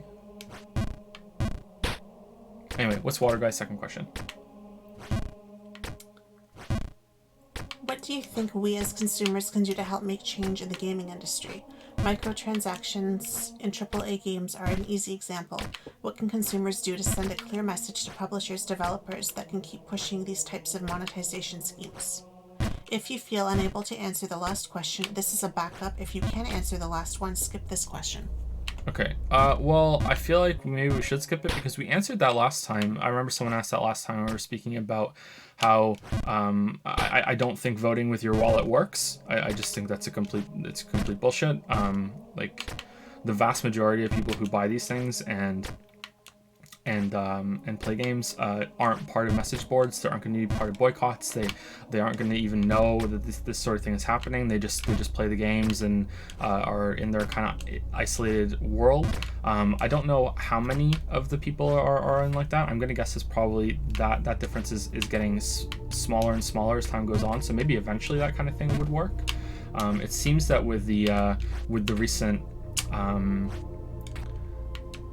recent Star Wars fiascos that there has been some change that has taken effect. That it seems like the Rise of Skywalker was a product of what the fuck do I do here? Was a product of responding to people that were really upset about The Last Jedi. So it seems like there has been some difference, even though there was no voting with your wallet there. I don't know. Yeah, I don't think that works. So I think you just need to just make your voice heard and complain and be like, no, this is not acceptable. I'm gonna say that the group that is into microtransactions is probably also has a much higher overlap with the group that that takes part in messaging boards. So maybe not just like collectively deciding not to go after the microtransactions might be a thing, but I feel like the backlash to Battlefront has worked on EA a bit, so maybe just condemning it is enough. I don't know, like having the poor, I don't know, again, I don't know enough about business. I have no idea.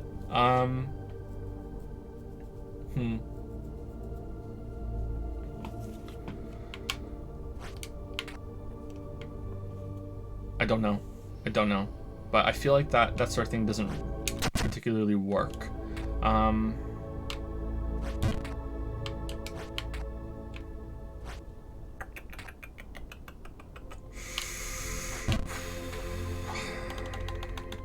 No, I don't have much to say on this, Water Guy. Sorry, I really don't. So let's go to the backup question, and we answered that a bit last time. Would you consider making a video about how you go about creating videos?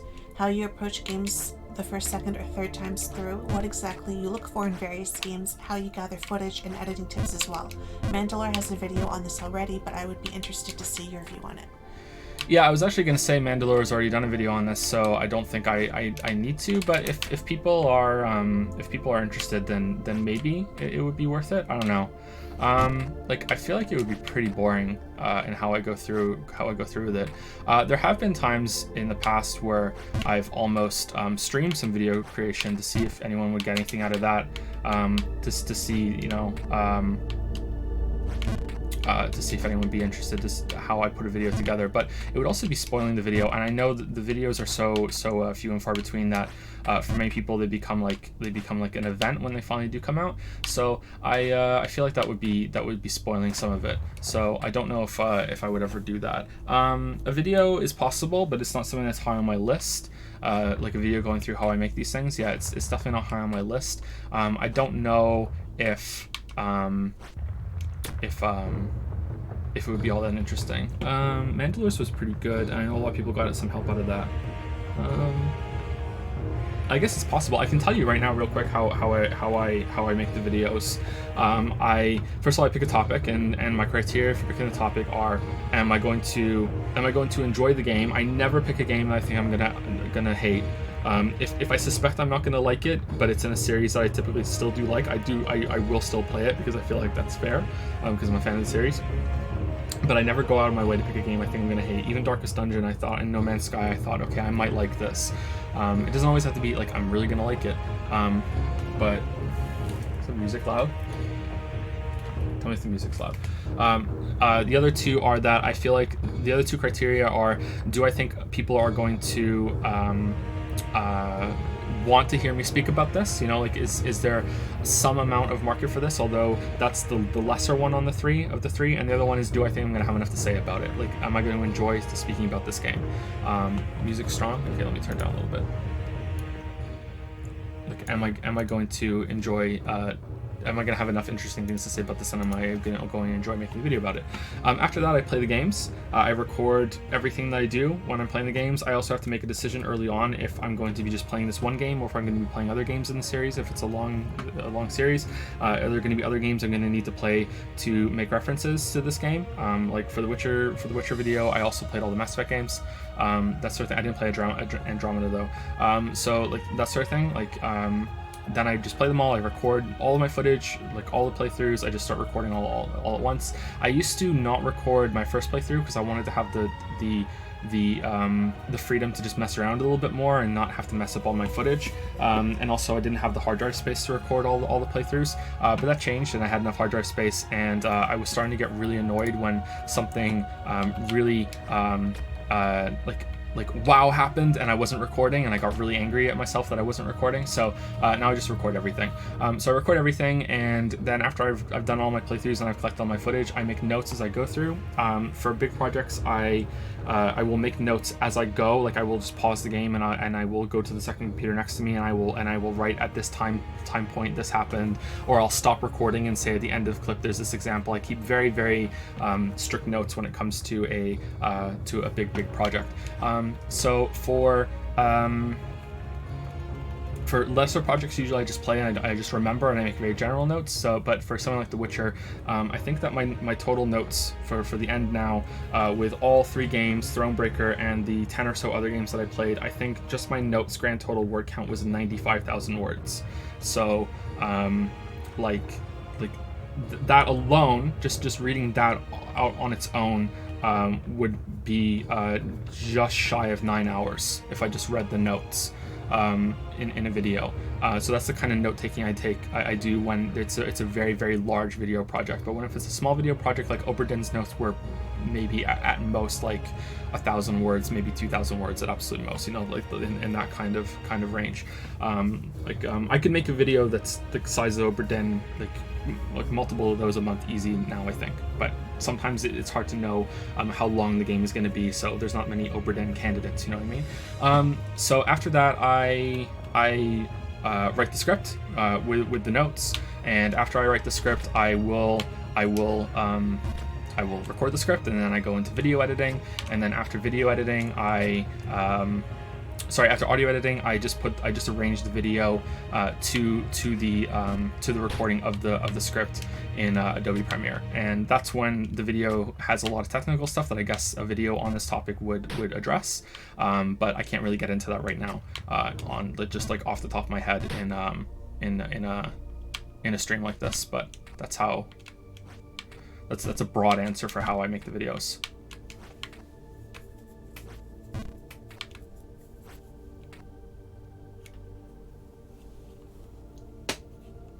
Do you go off how long to tell how long a game may take? Yeah, I usually do that, but for new games, and I prefer to make videos on new games. It's not always accurate.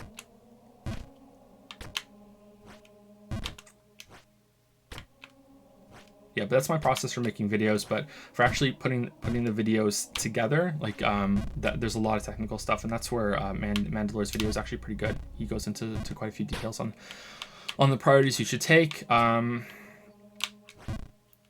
one thing I disagree with him slightly about is that I do agree, like he makes the point that audio quality is more important than video quality, and I do agree with him. Like overall it is important, but I do still think that that video quality is very, very important.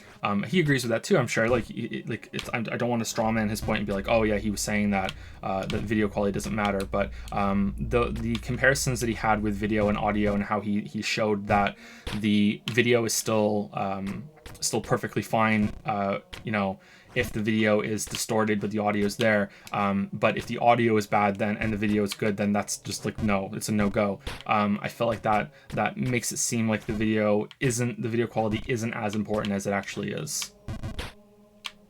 But apart from that, that video is right on.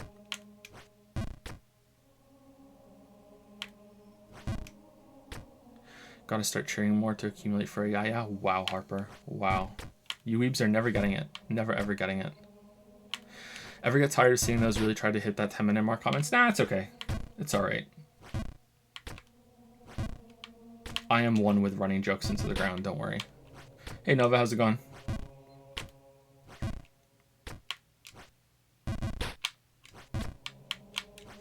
Did Water Guy have anything else? Quick ones.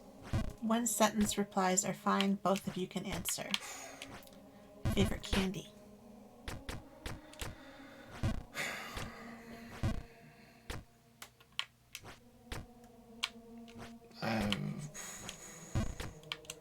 I don't know. What's my favorite candy? You don't really eat candy. Like, in Britain, there's something called fruit pastels. I like fruit pastels. That's a candy. Over here, I guess Skittles, but I'm slightly allergic to them, and they make my tongue swell. So I'm not that big of a fan of them. And also they changed the green ones from lime to apple, and I hate the apple flavor. So I like fuck Skittles, like the lime green was my favorite, and now they're shitty apple. So, but you probably go with fruit pastels. Yeah. Mine are gummy bears. Favorite kind of chips? Probably salt and vinegar. Salt and vinegar, just not crinkled, just regular flat chips. Not the biggest fan of Pringles. Pringles are tasty when you first start eating them, but after a while I find Pringles make me feel sick. But I'm not a big potato chip person.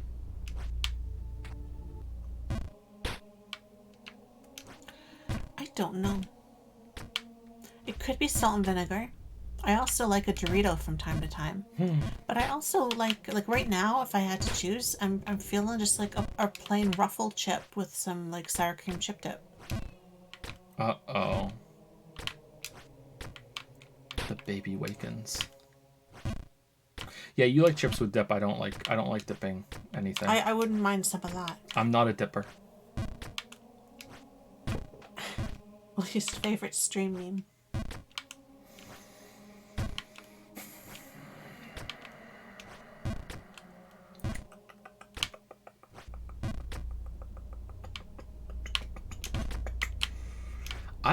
Whoa, what?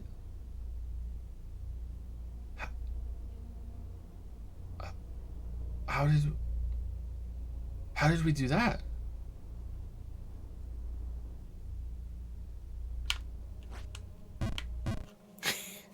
How did we do that? Why are you laughing? It's gone. What's gone? Before you could even finish saying how did we do that, it's over. I don't know how we did that.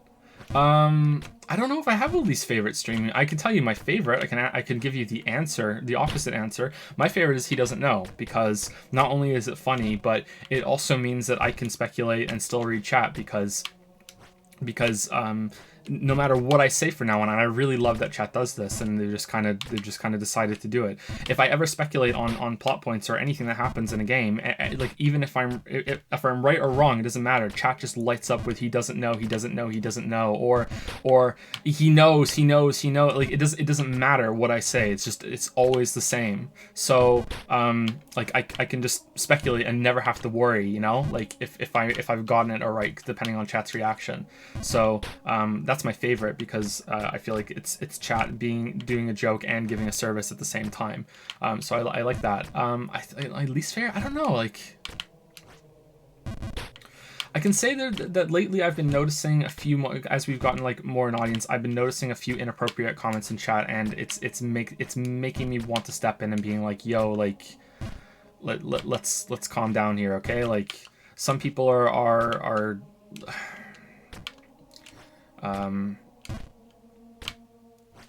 bringing out the lefty in me, let's put it that way. So I'm not a fan of that, but that's not a meme. I don't think I have one, sorry.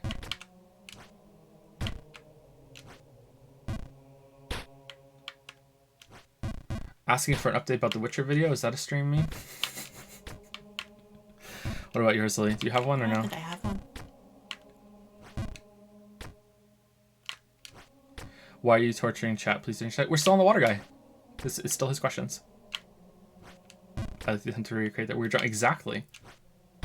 I don't think I have, like... I kind of like useless. But... Useless? I don't really have... Do you know in episode 4 of the Witcher series on Netflix, Yennefer has a useless moment? So someone calls her useless, and she just gets up and she's like, and she just like goes nuts with her power after, because someone calls her useless. It's just exactly the same as Makoto in Danganronpa. It's funny.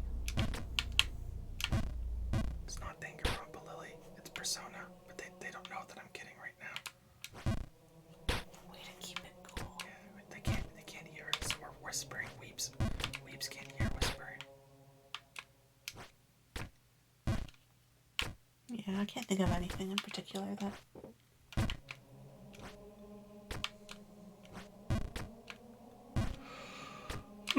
Okay, so that was it for the water guy, right? Or is there No, not that's one? it for him. All right, so sorry we gave you some kind of bad answers there, water guy. We try, but sometimes it's difficult. Let's keep going with Discord. Let's get to right before Levies, and then we'll stop. Poor Levies, but they're probably gone now, right? Is Levies here still? If Levies is here, we'll answer Levies right now. If Levies is here.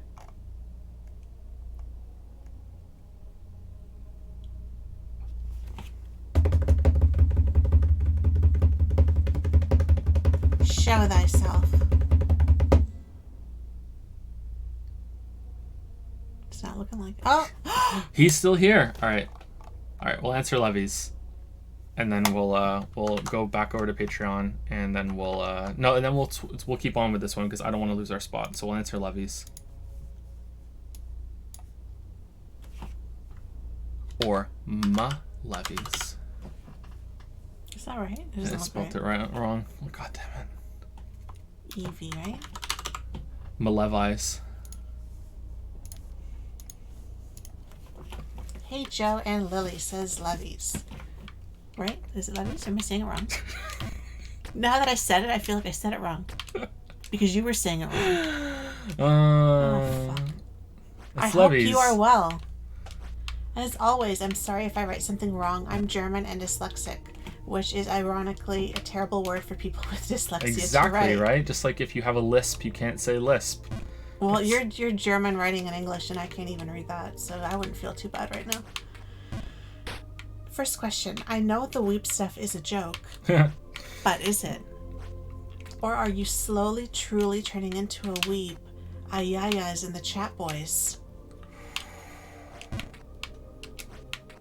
Wait, is that the whole question? No. Okay. I'm pausing for dramatic effect and allowing them time to do their ayaya bullshit. Now, okay, now to the serious question. Oh, okay. It is kind of a follow-up to the last question, but where to draw the line on explaining stuff to people. A lot of gaming journalism is pushing the idea to make games as accessible as possible for people with disabilities, and I think that this is great. I think there are a lot of a lot of easy ways to adjust your game to make it more accessible, and you should do that if possible. However, recently games like Hollow Knight came under fire for being too hard and not playable for everyone. It is kind of the old debate over Dark Souls easy mode.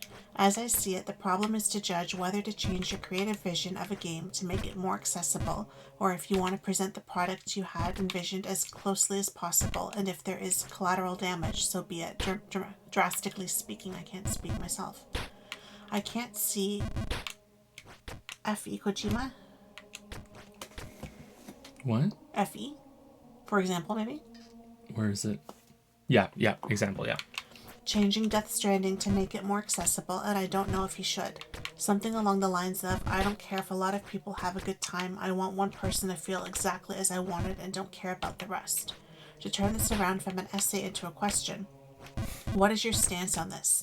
Especially, how much should one, in your opinion, accommodate even if that means to possibly give up some part of the creative vision? And can or even should you criticize games which do not? I don't know where I stand on this, and I'd love to hear your take.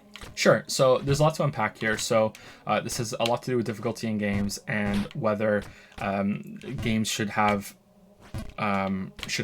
different difficulty modes for different sort of players and for it to be accessible. I think the thing that gets conflated here is that there's accessibility options for people who if they're colorblind in a colorblind mode, if the way that the game is set up is really difficult to like the gamepad requires to have two fully functioning hands in order to play the game. There are probably other disabilities that I'm not really aware of when it comes to how people play games. I have seen people that have fairly serious disabilities that can still play games. I think there's one that I've seen where there's a guy that plays games just with his mouth, like because I think maybe he can also use parts of his arms, but for the most part he plays with his mouth, that sort of thing. And should games have accessibility modes to help people with disabilities play them? And I think absolutely yes, but the question also becomes, is being bad at the game a similar way of having accessibility options for that sort of thing? So there are certain accessibility options that I think are complete no-brainers and could never ever hurt a game, or at least like we're at the point where there's so few games that it could ever hurt that it doesn't matter, and those would be like colorblind options and being able to rebind all the keys and everything. I don't think like you would be really hard pressed to think of any game that would be a detriment for. I don't know how I'm doing that, or anything like that. At the same time, though, if there was a game that, like, it was a puzzle game and it was based on seeing shapes and colors and that sort of thing, and having a colorblind mode made that easier, like I can think of a way that could make it easier instead of just being accessible. But you know, I really don't feel like that's something that's worth talking about. So here's the ironic thing: is that games that have a very pure kind of narrow, I want to have this like an intended experience that the developers or the game director wants the players to have, those kind of games are really rare, and the irony is that right now we're playing one. So like this is one of the rare games. Like it seems stupid that fucking Jump King would be one of those rare games, but it is. So like Jump King is one of those games where there is an intended experience that is very pure, and they want the players to be frustrated as all hell, and they want them to just lose and fall and die and get mad and rage, and that's what they want. Like Jump King and Getting Over It are actually two examples of this pretty goddamn rare thing where a game developer has a very narrow intended experience that they want every player to have. Every other game, including Dark Souls, almost every other game, including Dark Souls, doesn't have that. So my issue with this argument that, and this may surprise some people, I think that almost every game should have difficulty options. I think that though they should exist in everything. I think Sekiro should have an easy mode. I think Sekiro does have an easy mode, but like I think that they should have difficulty options. Is because it's so rare that game developers have this intended experience that they want this one specific thing for players to feel. If in the case that they do, I think that the game should not have difficulty options. That's the only time where I will agree with that. If the developer wants, like, their artistic vision is that this is the way it's supposed to be, and it's supposed to be this one pure experience, then okay, great. That I 100% agree with you. You should be able to do that. The problem is that hardly any game is like that. So difficulty and the experience that most developers want to have is not this one set experience. It is instead trying to match a feeling to the skill level of different players. So I think I speak about this in the script that isn't out yet. I like to look at this as a mastery scale out of 100. And video games are, to me, mostly tests of skill. They're tests of like learning, and so teaching, learning, and then being tested on that. That's what I think the basis of almost every single video game is. So in a video game, you are, throughout the whole entire thing, getting your skill level up to a certain point, and we're gonna, for the sake of argument, put it out of 100. So a player needs to has a skill level that they can get to. They start at presumably 0, and as they're playing the game, they get better and better and better. Even in this game, you're getting better and better and better, and there are going to be jumps, and there are going to be parts of it that test your skill level, and they're going to require an X amount level of skill in order to proceed. So in most games, I'm going to say that by the end of the game, you need, it's very, very rare that a game will demand 100% mastery of you. In fact, apart from maybe like I want to be the Boshi, like even then I don't know, but then again that's kind of like a memorization game in some parts too, so it's kind of weird.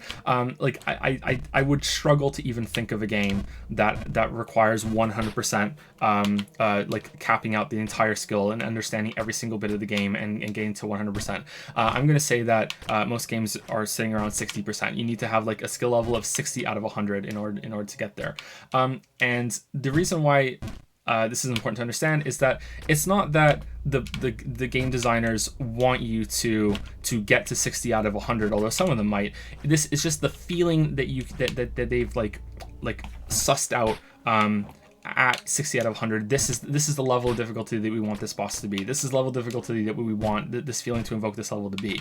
Well, the thing is that we're presuming that players are going in at 0, and this just isn't true. So if a player is going in at 0 skill level, then it can be tuned quite well, and you can think of like, okay, what are the players going to be at, and we can learn, we can teach, they can learn, and we can get most players at the same level. Well, some players, just from playing so many games, are going to be going into a lot of games already at 60.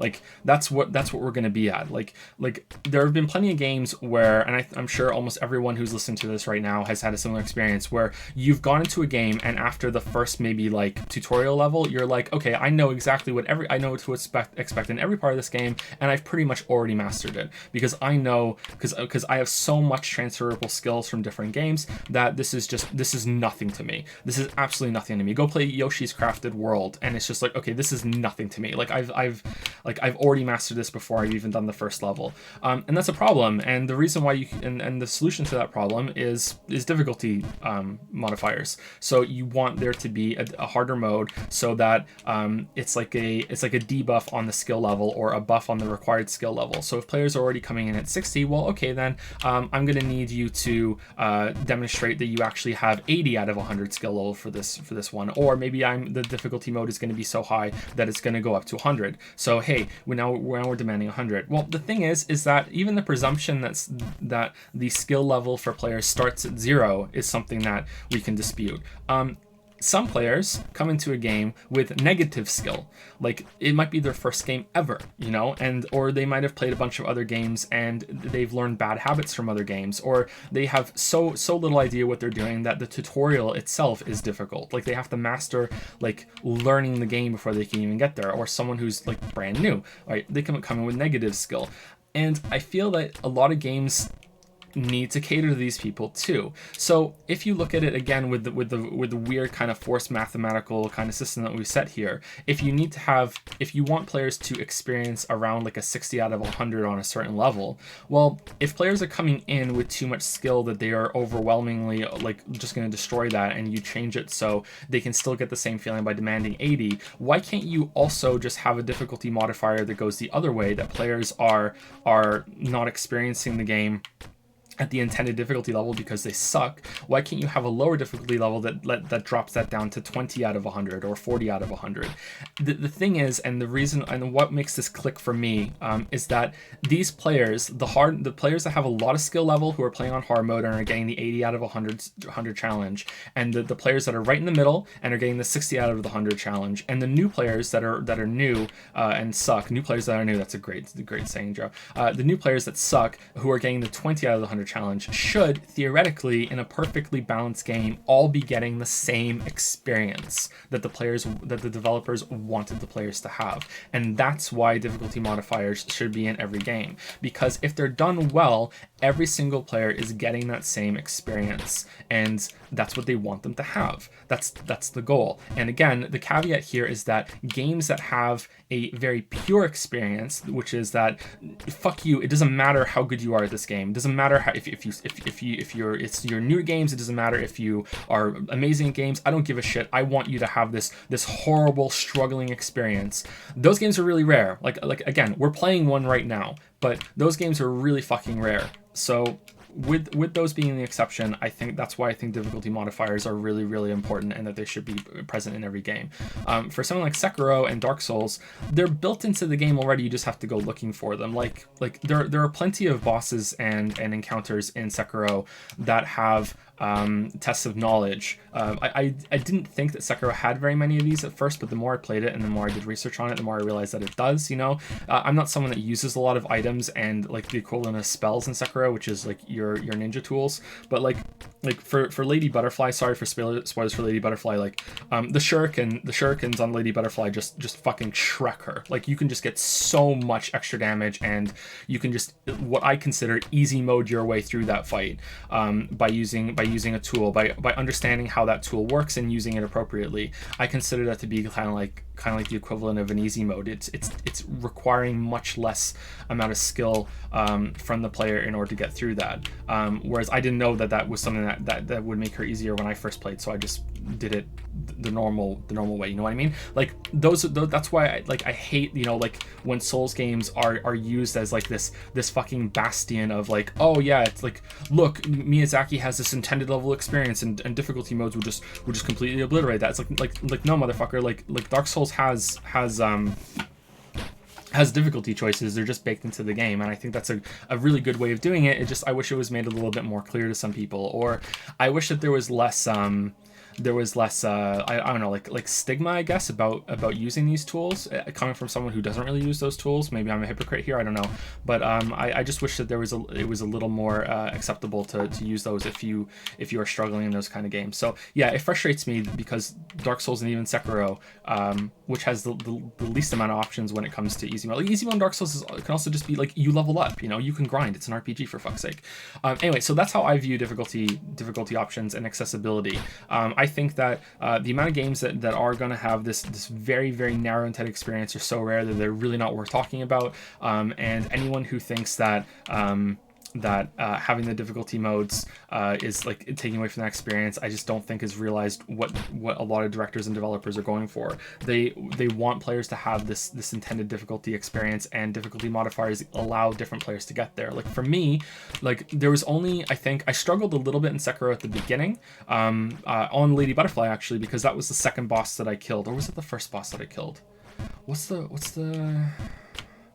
I think she was the first main boss that I killed, right? It's like the first boss in that game is either the Horseman or Butterfly, right? Like, I killed Butterfly before the Horseman. So, like, I was really under-leveled, like, in terms of your memory power that you get when I went to Butterfly. And when I did another playthrough later, like, I found Butterfly very easy with the Horseman memory buff, whereas Horseman with your base Sekiro is really easy no matter what. So it seems to me that Butterfly is meant to be second or third on the list. And when I fought her as the first boss on my first playthrough, I struggled quite a bit against Butterfly because it was, I just don't think I was meant to be there yet. But apart from that, the only other boss I really struggled with was the last one, and even then, not really all that much compared to most people. But still, like, I feel like that was still a well balanced encounter. So for me, having a difficult experience I want in these games, they only succeeded on the first boss and the last boss, which is good. You know, it's better than most of them. But for me, I would have preferred to have a hard mode that was baked in. A hard mode option at the beginning that isn't just the bell or whatever.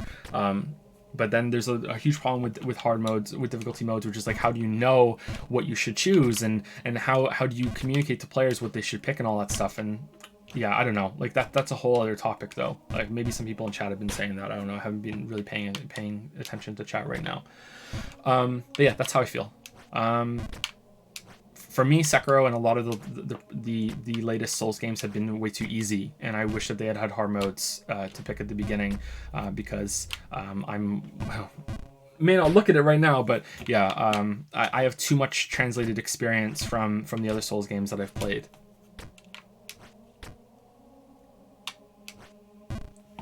What about the demon at the end of the game? He's optional, but by far the worst for me in that game. I died to that boss a fair amount, but early on when I was learning, most of my deaths were to his bullshit charge attack, which is the worst attack in the whole game, I think. Because spoilers for this boss.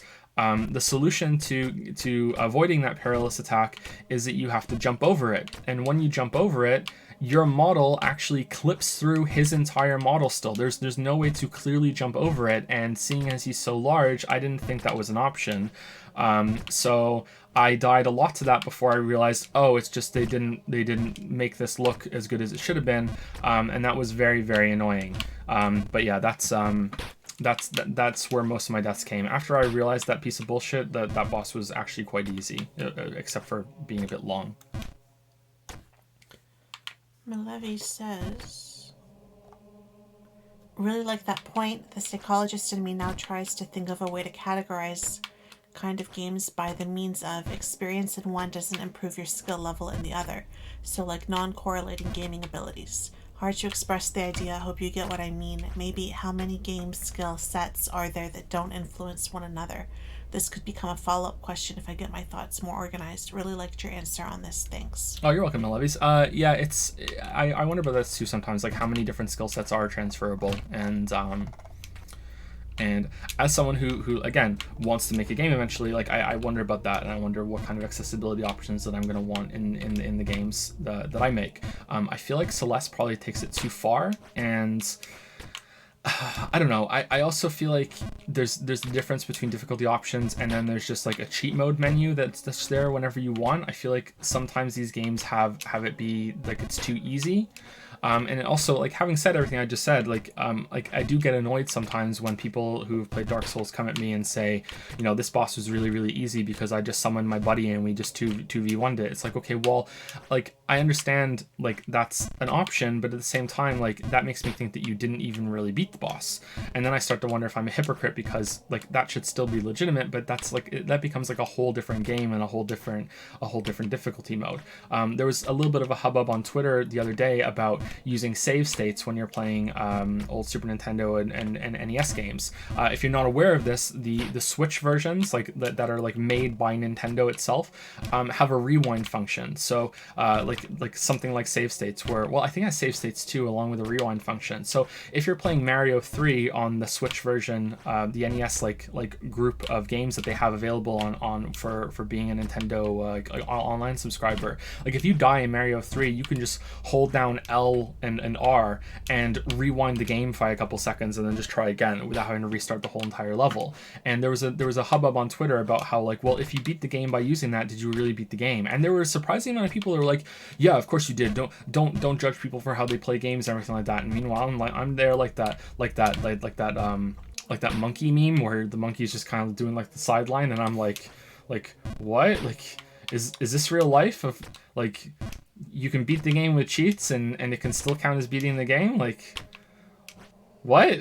Like, it's like, and people are like, this is about social currency, and it feels weird that people put so much stock in whether they finish the game. It's like this has nothing to do with like social recognition for me. This is just like, you should want to beat the game because you want to beat the game. Like, that's what games are all about. Like, if you don't want to beat games, why are you playing games? Like, if you just want to go around and mess around with the mechanics, that's fine. But like, at that point, are you even really playing a game anymore? Or are you just kind of like looking at a game like fast forwarding it through like it's scenes of a movie? You know what I mean? Well, Like, the thing is too, if you were to say to me, I beat this game, and then I say, oh yeah, well, I beat that game too. You're not going to say to me, oh well, did you rewind it or did you actually play it all the way through? So you don't know if I played it any differently than you. So it just seems like we beat it the exact same way, but we didn't.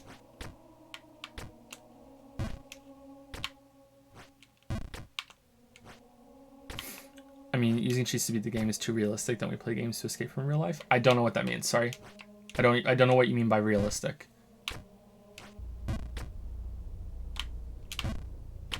It's like, look at a jigsaw puzzle, okay? Like, a jigsaw puzzle is a puzzle, like, of course.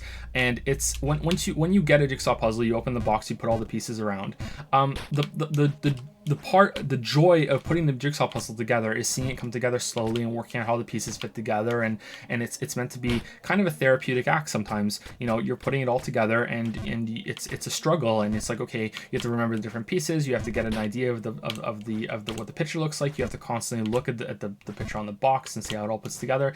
If you could just like snap your fingers and all the pieces could go together all by themselves, then I feel like, what's the point, apart from like, you might enjoy seeing it all come together. Like, there is enjoyment there for sure, but I mean, aren't you having a completely different experience now rather than putting the jigsaw puzzle together? I don't know.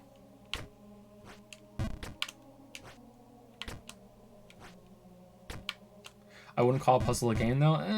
I think puzzle games are games. But even if it's not, I think that comparison fits. Like,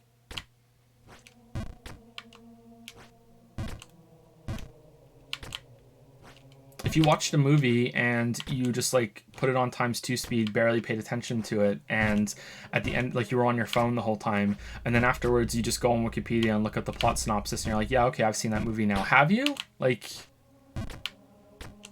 I mean, I guess so. Like, technically the movie was on and you weren't really paying attention to it. It was there. You know what happened. Have you seen the movie? Like, yeah, but like, why did you bother? Like, I'm a little hesitant to say things like this, because if anyone gets like joy out of that, like, who the fuck am I to judge? This isn't the question here. Like, if you enjoy that, if you enjoy playing games and cheating them, that's fine too. Like, there's nothing wrong with that. But to say that you have had like the full experience and you can go along and say, yeah, I watched that movie, or yeah, I played that game, or you just, like, if you pick up a book and you just skim through it and you skip pages, you skip chapters, and you get to the end, and then after you've barely read any of it, and then you just go on like Wikipedia again and just read the plot synopsis, like did you read the book? I don't think you did. Like, I don't know. I feel like there should be some standard there. But I mean, I don't think it's an invalid experience, but you're not skipping anything by using the rewind function. Of course you are. You're skipping the challenge of having to master a level over and over and over again. Like, you can just brute force your way through the whole game now. Like, if I had a rewind feature on this game and I was using it, then I wouldn't have to like master all of these different individual jumps. I would only have to brute force my way through one jump every single time. Like, I could just rewind. I could just teleport myself back up to where I just fell there and try again and try again and try again. And every single time I get through one jump, I'm done. So, like, yeah, a rewind feature in this game would absolutely be skipping content. People can consume media the way they want. Of course they can. But, like, at the same time, I don't think they should be able to speak about that media however they want if they're consuming it any way that they want. Because it's just not true. It's not that it's not valid, it's just not true. If you were having a discussion about what the fuck is the book called? with Heathcliff in it. Wuthering Heights. If you were having a conversation with someone about Wuthering Heights, and you're an hour into this conversation with them, and then they suddenly say to you, "Oh, by the way, I didn't really read it. I just read the plot synopsis on Wikipedia, and I just kind of skipped through most of it, and I just read the first few pages and the end pages, and then I just went up and read it." I think at that point you'd be like, "Okay, thank you for the conversation," and just walk away, because I don't think they're being genuine. I don't think that's a, like, if you did that, I don't think you read the book. And if you fast forwarded through or use the rewind feature in a game, I don't think you beat the game. Like, it's your fun that you had with it, the good experience you had with it, completely valid. No one's gonna take that away from you, or at least I don't think they should. But I don't think you should be able to say that you did in terms of conversations. But it's not akin to reading plot synopsis. How is it not? If you're skipping over so much of the game, how is that not at least a little bit of a fair comparison? You'd both be asleep because it's Wuthering Heights. Yeah, I agree with you. Wuthering Heights is kind of boring. I haven't read it, so I can't say. I haven't read the synopsis either. The most interesting thing about that, I think, was that it has an ending before the ending. It has like an ending that's really the true ending, and then there appears to be like an ending at the end where it was for people who at the time needed to have like the conventional ending, if I remember correctly. I'm playing like Yoshi's Island and Super Mario World, and I keep getting to like I'm in like a ghost house, or I'm in one of those fortress things, and I get through like the first part, you go through the door, and I get through the second part, and I get through the door, and then I get to the third part, and there's no like halfway marks, right? So like if I die on the third door, I have to go back and start all the way from the beginning again. So if I could just rewind where I'm at that door, and I don't have to redo it every single time, then I only have to get through it once, right? And then I don't have to spend the next 45 minutes or an hour, or if I'm being honest, even longer, so doing it and cursing and swearing and hating myself, and then I need a timeout breather because I'm so mad. I'm missing out on all of that part. Because I just rewind, right, and then I don't have to. As long as I can get through it once, right, then I don't have to do it again. We're playing the perfect. It's a little bit different. We're playing the perfect game to show this. Okay, I'm really not understanding people in chat who are disagreeing with this. Okay, look at this game, right? If I fail this jump right now. Okay, if I could just hit a button right now and teleport myself back up to that third layer of this jump, right? And just try that again. And then after I get it done, I never have to do that jump again. Like, how can you possibly say that having the power to do that is the same experience and actually playing the game properly compared to what this game is all about? It's not about whether this game is good or anything like that. Like, I'm really struggling to understand how that could possibly be seen as the same thing. Like really? Like are there really a lot of you that think that? Again, I'm the tone of my voice might be thinking that I'm incredulous and I think that you're objectively wrong. That's not true. I am incredulous, but like I'm trying to be like, I'm trying to understand here, okay? Like, please don't think I'm being hostile, but like I'm interested right now because it's just such a bizarre view for me to have.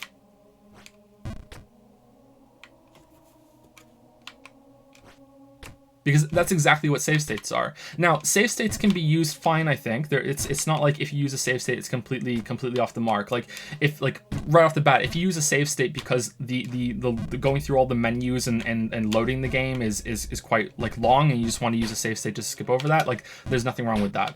Like if you use a save state, like I mean, I don't know exactly where I would put the line that you cross over, but like if there's a lot of grinding for levels, it depends on the game. But like there's probably, using a save state as a way to just come back to the game later instead of just leaving the console on like you used to have to, that's probably fine too. Like there are different ways that I think it's acceptable, but like if you're just playing the game and you're just like, whenever you die, you just constantly hit like F9 to quick save state back to like 5 seconds before you died so you can do it again. Like you are not getting the same experience. If you beat the game like that, you did not beat the game, IMO. Sorry that this just turned into this Malefice. Maybe we should move on.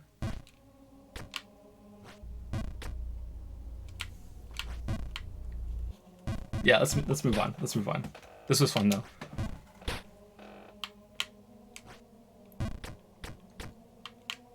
If you only saw the Shuro ending, have I beaten Sekiro?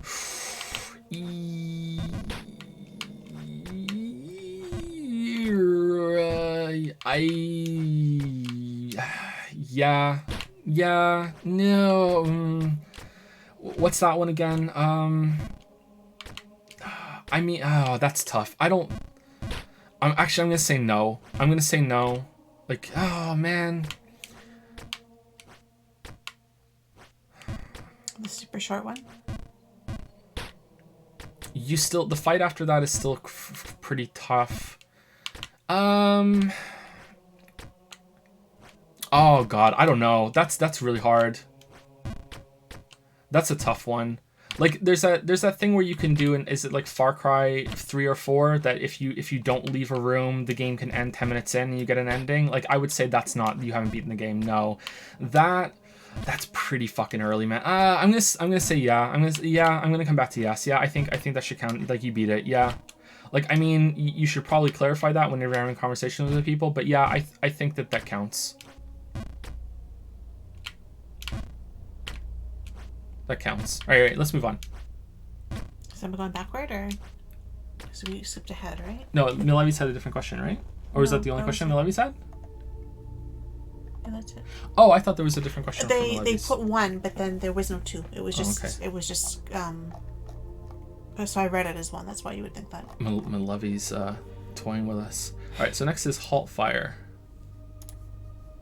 But I think there might be some subs and stuff that we should answer first, right? Yeah, there's more than I can. You have to scroll for me now, I think. Ready, aim, halt, fire. Have you ever heard about Mark Rosewater's player psychographics? It really helps illustrate that people enjoy games in fundamentally different ways, and I can all coexist with intentional design. I think I have heard of that. I'm not sure if I've read much into it though. But yeah, absolutely, there are different reasons to play games. I think that the intended purpose that a game has, that the developers and the directors had, I think it's important, but I do not think it's the be-all end-all. Like I am someone who believes in death of the author, but I also think that it shouldn't be used as just like a shut the fuck up card. You know what I mean? Like I feel like it's a lot more complicated than that. But that's for another time. Yeah. I think that discussing in the intentions of art is hardest in video games than it is in anything in any other medium, because of the interactive nature of them. Yeah. Anyway, sorry. Go ahead, Lily.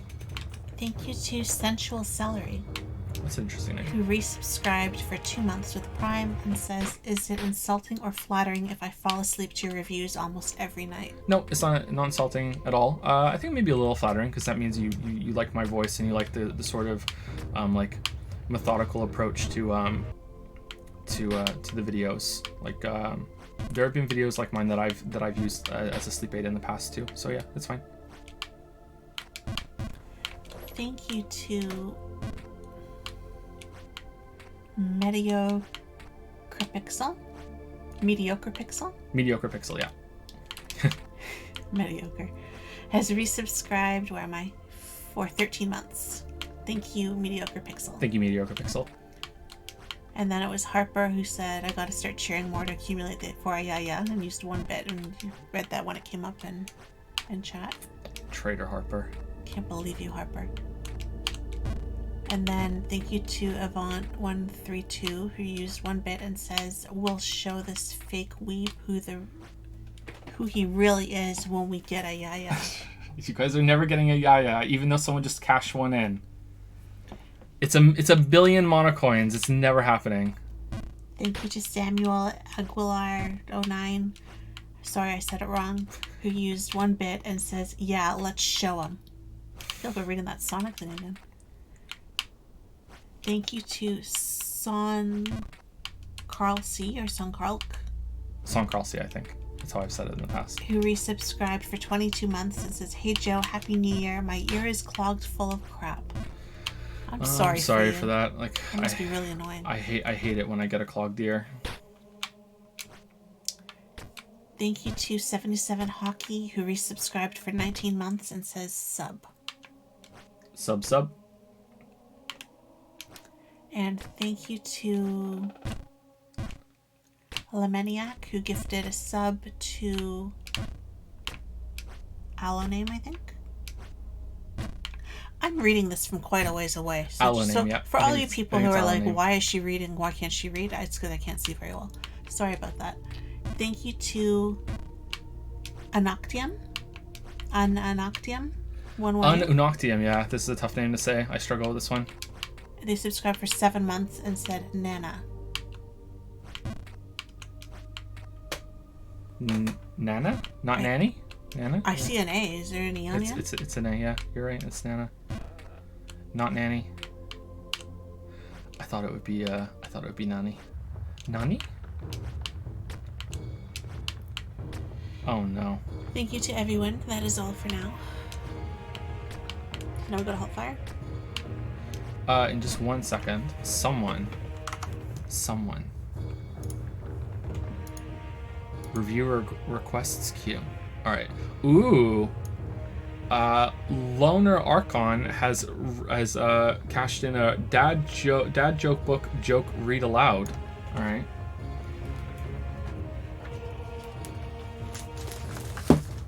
Here you go, Lilybell. Pick a page. While because Dakju has reward Ayaya Monocoin Fund. All right. So last time, the first one ever was Samuel Aguiar, and I was a generous weeb god, and I upped it to a million. It's meant to be 20,000, but I upped it to a million. But I'm also a capricious weeb god. So Ayaya's Monocoin Fund cash in for 20,000. I'm just taking 1 coin away from it, because I am a capricious god. And what are you guys gonna do about it? What are you guys gonna do? Absolutely nothing. Absolutely nothing. What are you guys gonna do? You think you guys are gonna get through this? Like, come on. Come on. Alright, so 7 9 9 9 9 9 9. There we go.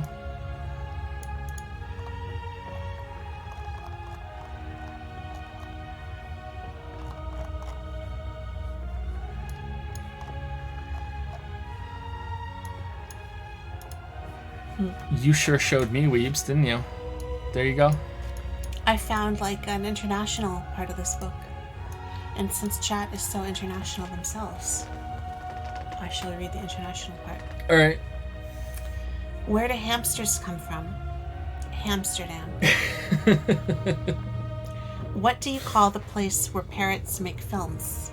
Pollywood. Sweden doesn't export its cattle because it wants to keep its Stockholm. What birds are found in Portugal? Portuguese. That was pretty good. In what city will you find the most cows? New York. That one's not very good. I like this one. I went to a travel agency last week to get some help planning my next vacation. I had been speaking to an agent for a while about what I would like to do on my trip, but there are so many great destinations in the world that I was having trouble deciding which place I wanted to visit. Well, that's easy, the agent told me. You want to spend some time outdoors, and it would be beautiful in Oslo this time of year. Why don't you think about going there? I replied, oh no, I have heard Oslo is a particularly dangerous city. There's no way I'd ever go. For all the weebs, what is the biggest pan in the world? Japan. Which is smarter, longitude or latitude? Longitude, because it has 360 degrees. And Florida is a really easy place to move to because it has a lot of keys. Nice. Nice. Nice. Damn, look at this. Damn, he took 1 coin off. Think they're happy taking 1 coin off? They're doing it. Here you go. Here's a celebration, chat, for taking 1 whole coin off the Monocoin Fund. Here we go. Let's celebrate together.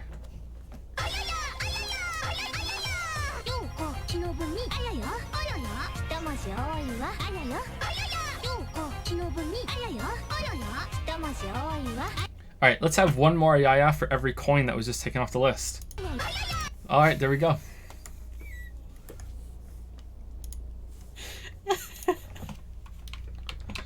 Was it worth it?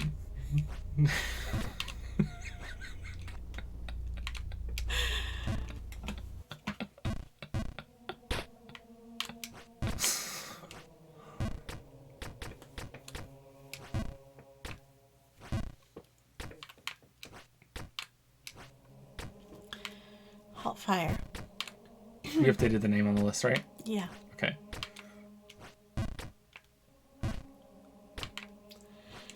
Halt Fire 302 Band says, "Hey Joe and Lily, your boy here. It's your boy. Feel free to not answer, but as far as I'm aware, you both still have different last names.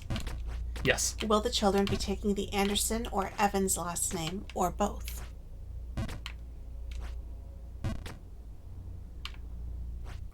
Dun dun dun. Dun dun dun dun dun. This may be a little bit weird, but I don't want to answer that question. I think that's acceptable. Do you agree? Yeah, it's acceptable. Yeah, I don't want to answer that question. I hope you understand why. Hellfire.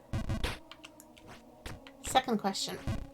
Have you had any regional food from somewhere you really enjoy, but can't find anywhere else? I don't think I would last living somewhere that didn't have beef on whack or pastry hearts.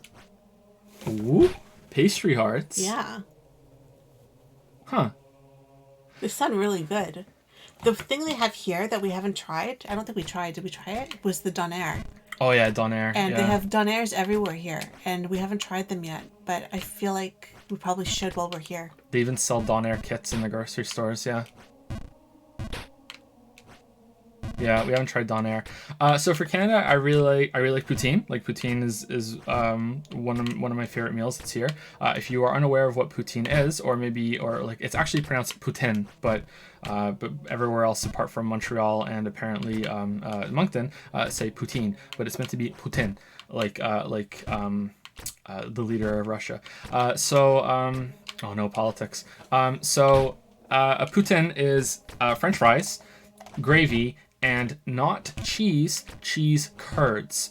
And the cheese curds have to be fresh enough that they have what is known as a squeak. So when you bite into them, it's like a little squeak that happens in your mouth, you know, like. And the cheese curds can also melt very, very nicely with the French fries. And if you've never had it, it may sound kind of gross because it's cheese curds, but it's actually really, really nice. The cheese is a very mellow kind of flavor added to it, and it really melts nicely in with all of the French fries and the gravy, and every single part of it is really important. So if you ever have a poutine that's bad, it might be because the curds are kind of shit, it might be because the gravy's kind of shit, it might be because of the fries are kind of shit. I've tried to make it at home a couple times, and the hardest part that I find is getting the gravy right. Like getting good gravy is really, really tough. But as long as you can find like decent cheese curds, you know, you can make your own fries and everything. I find that if you're ever in Canada, McDonald's has poutine. And I'm sorry if you're a fellow Canadian. I actually think the McDonald's poutine is not that bad. It's definitely not like a gourmet experience. Like nothing in McDonald's is a gourmet fucking experience. Let's be real. But I feel like a McDonald's poutine is actually a fairly good representation of what a poutine can be. If you want to have a taste of it to see if something you enjoy. It's like I would say it's like mid to low, but still it's edible. Like there are way worse ones. Like the Burger King one is absolutely horrible. The Wendy's one is absolutely horrible. The McDonald's one's all right. I haven't had the Tim Hortons one. But you're best going into a place that specializes in poutine. There's a sub place across the city here in Moncton that has a really good poutine, but it's too far for us to go to regularly. But that one's pretty good. So yeah, McDonald's has great fries. Fight me. Yeah, I really think McDonald's has great fries too. Yeah. McDonald's has good fries. It depends. Sometimes they're really good. Yeah. And when they're really good and they're hot and everything, they're really good. But there are times where it's like they're kind of limp and like maybe they didn't change the oil or something, and it's Joe sells out to not McDonald's. the same. Well, here, let me prove that wrong. McDonald's has absolute shit burgers. I hate McDonald's burgers. They're like okay if you're really, really hungry. Like anything's really okay when you're really, really hungry. But whenever I have McDonald's burgers, I feel like I'm sick afterwards. I'm just kind of like, oh, why did I fucking bother? That was terrible. Their nuggets are okay. McChicken is okay. I tried poutine in the USA South. It was fries with gravy and cheddar cheese. No, that's not a poutine. That's just gravy cheese fries, man.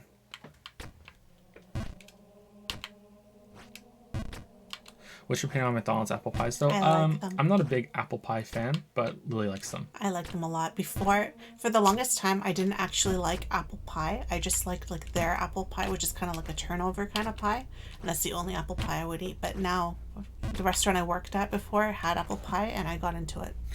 But gravy cheese fries are the best as comfort food. Oh yeah, there's nothing wrong with gravy cheese fries if that's what you want, but that's not a poutine. Like that's it has to be cheese curds to be a poutine. Just like it has to be cheese curds to be a poutine. Like if you use save states, you didn't beat the game. How many times are you gonna say poutine? What? That's the real way to say it. I'm not putting it on. We don't speak French. It just sounds like you're trying too hard. Just poutine. Just butcher it. Putting it on. For Britain, I really miss fish and chips from a proper. I feel like this question has been asked before. Are we accidentally on old questions? No, they're there. I think we just been asked before. Like I really miss like fish and chips from an actual chip shop from Britain. I also miss a lot of chocolate that comes from Britain, but we can import some of that now, and it's not too expensive. It used to be prohibitively expensive, and I'm not talking about like back when we didn't really have that much money. It was also a lot more expensive back then, but it's gotten more reasonable now. So there's like things like snack food from Britain, like custard creams. I really like having custard creams with some tea. I even have a packet on my desk here. Finn and Leo call those daddy biscuits, and they're always asking for daddy biscuits, whereas Jaffa cakes are daddy cookies. So they're always asking me for daddy biscuits and cookies because they like them so much. They don't like chat. Any British people around you right now, okay? Any British people here? The kids don't like, you can hear the rustling, they don't like bourbon creams. They don't like them. I thought they would be a hit, but they're like, nope. Quote the Leo, yuck. There's a lot of stuff from Toronto that I don't know if that would count, but that we don't have here now, that like Greek food. Yeah. They don't really, there's no good Greek food in Moncton. I haven't seen anything. I haven't had a souvlaki in so long. So yeah, I'm sad. Like if we ever get back there, that's like the first thing I'm eating is we're stopping somewhere that I can get a good Greek salad. So not so much that we have here, but stuff that I missed from back there. Have you had bourbon cookies with bourbon? No, I haven't. I'm not a big drinker. We didn't even get drunk this year for we suck. For New Year's. We talked about it for so long, and then we never did it. We didn't get the drinks in time, so we didn't even do and we that. haven't since either. Yeah. You'd think we still would have gone out and had a drink, and we didn't. Oh, Too much effort. This game. Not mad, by the way. Not mad. Should I have beaten it by now? By the way, like, am I like way behind? Like, am I bad at this game? I feel like I should have beaten it by now. I'd recommend Mama's or Freddy's for a quick dinner in Moncton if you can ever make it to Halifax. There's some real good there. Mama's or Freddy's for a quick doner in Moncton if you can ever make it to Halifax. There's some real good places there.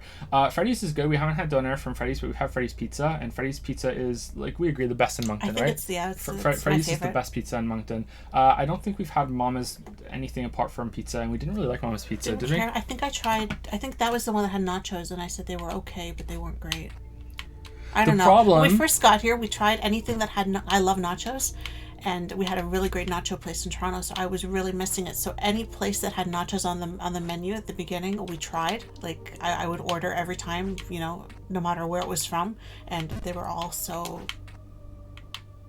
What was it they kept putting on it? I can't remember now. They were putting something really odd. Was it like not peppers? Poutine gravy. No. Barbecue something, remember? Barbecue sauce? Barbecue sauce or barbecue chicken or something they were putting. Barbecue chicken. Yeah, remember I kept saying to you, why is there stuff on my nachos? Did we talk about this on stream before about, or was I just talking to Weeaboo Bill about this, which was that the pizza place is not having any fucking salad in this city. I don't remember. They never have any lettuce. They never have lettuce. Freddy's never has lettuce. They never have lettuce. He has salad just on the menu. Why is there no lettuce ever? Every time I call, do you have any lettuce? No lettuce, brother. Okay, I got no lettuce, brother. That's how he says it every single time. I don't know if it actually is Freddy, but it's like I got no lettuce, brother. I'm like, okay, cool. So now whenever we call, which is not that often, but whenever we call, it's like, hey, No lettuce? And he's like, no lettuce. We didn't do isolated spacemans. We didn't do them tonight, at least, right? We didn't answer them yet, I don't think. I don't think so, no. No, not yet.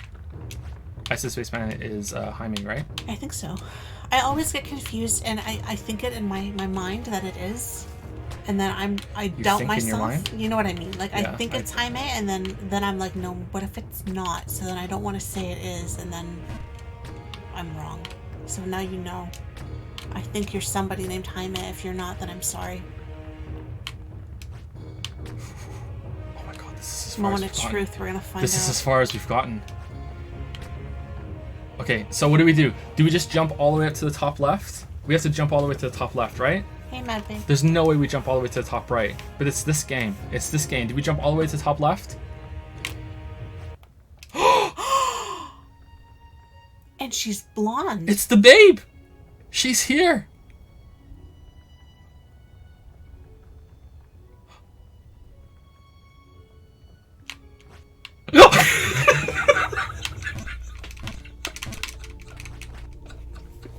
Well, we saw her. We can stop now.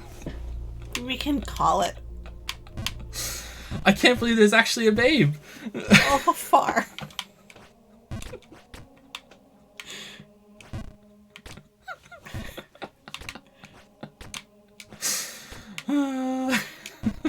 Joe's not into blondes.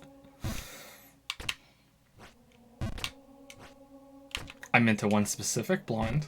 I'm not blonde enough. She has nice hair, though.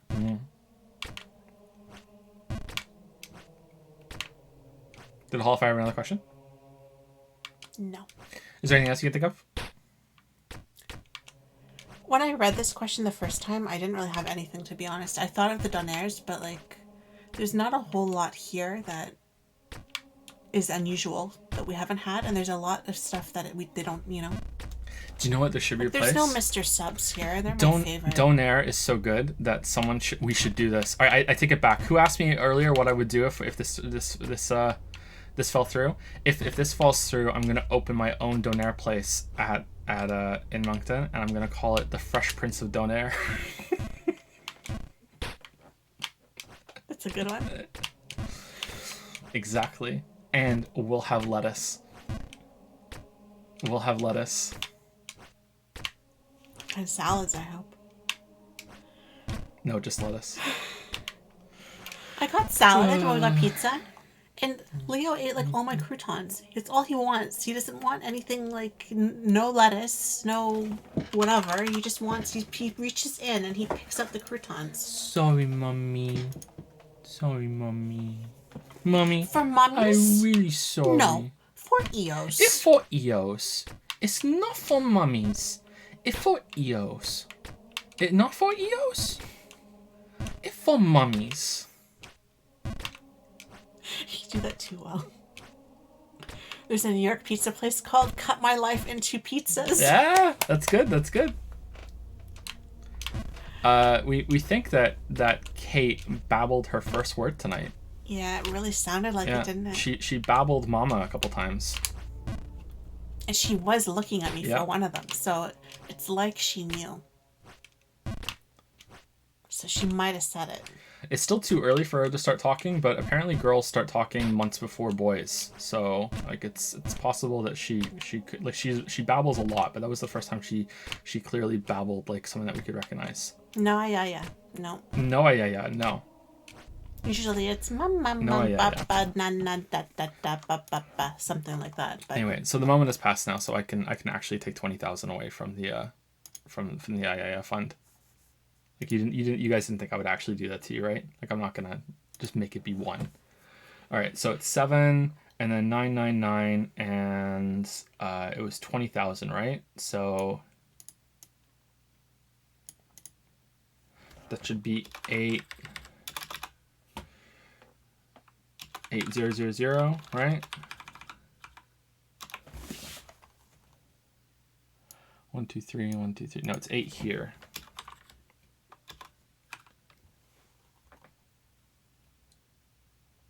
Okay, that's it, right? It should be 997980000, right? I think that's correct. If it's not, I'll fix it later.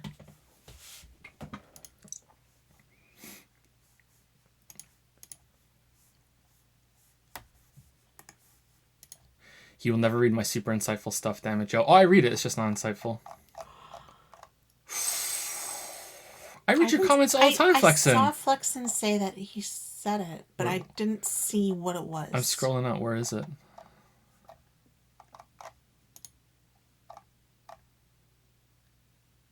It is really naive of you. Look around as the utopians are trying to achieve impossible, dehumanizing goals of ethic purist states or disregarding the stability of society by looking into revolutionary actions and looking into the failed ideas of Marxist utopias. Marxist? Isn't it Marxist? Humans are pushing towards clearly impossible goals without thinking about their own personal and or others' health or body or spirit. So obviously the weebs will fund a yaya. Obviously. That's actually pretty good.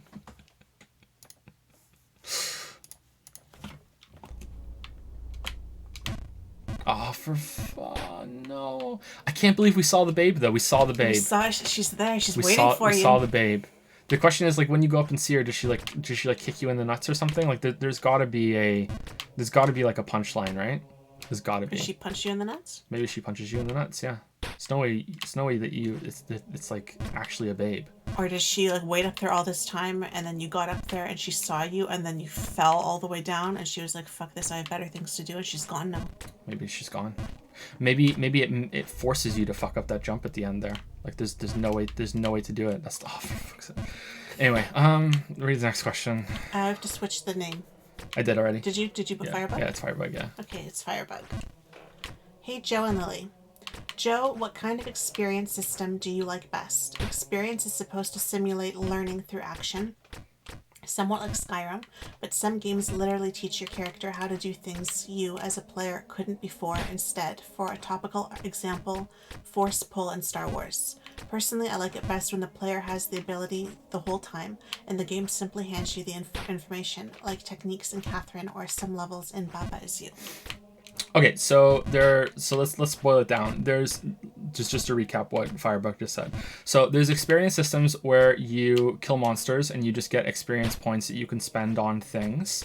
There are experience systems where you gain experience points in a specific skill that you are using, and then that can lead to unlocking abilities in that skill, or you can use those points to unlock abilities in other skills. Abilities that you can unlock can be stats, or they can be new skills that your character can use, or you can just gain abilities in the world, kind of like in a Metroidvania where you've gained something new that you couldn't do before, no matter how hard you tried. And then there's also things that you can learn how to do something that you've always known how to being capable of doing. You just know how to do it. So another example is actually in Super Metroid, where you can wall jump, and right from the beginning of the game you can wall jump, and you might not even know that you can do that until you see a little ghost animal thing doing it, and you're like, oh, okay, cool, I didn't realize I could do that. It's actually really awkward to pull off too, but yeah, that sort of thing. I don't have a favorite. I think overall, I think all of these have their time and place. I'm gonna say that my least favorite is probably just base experience points that you use to unlock something,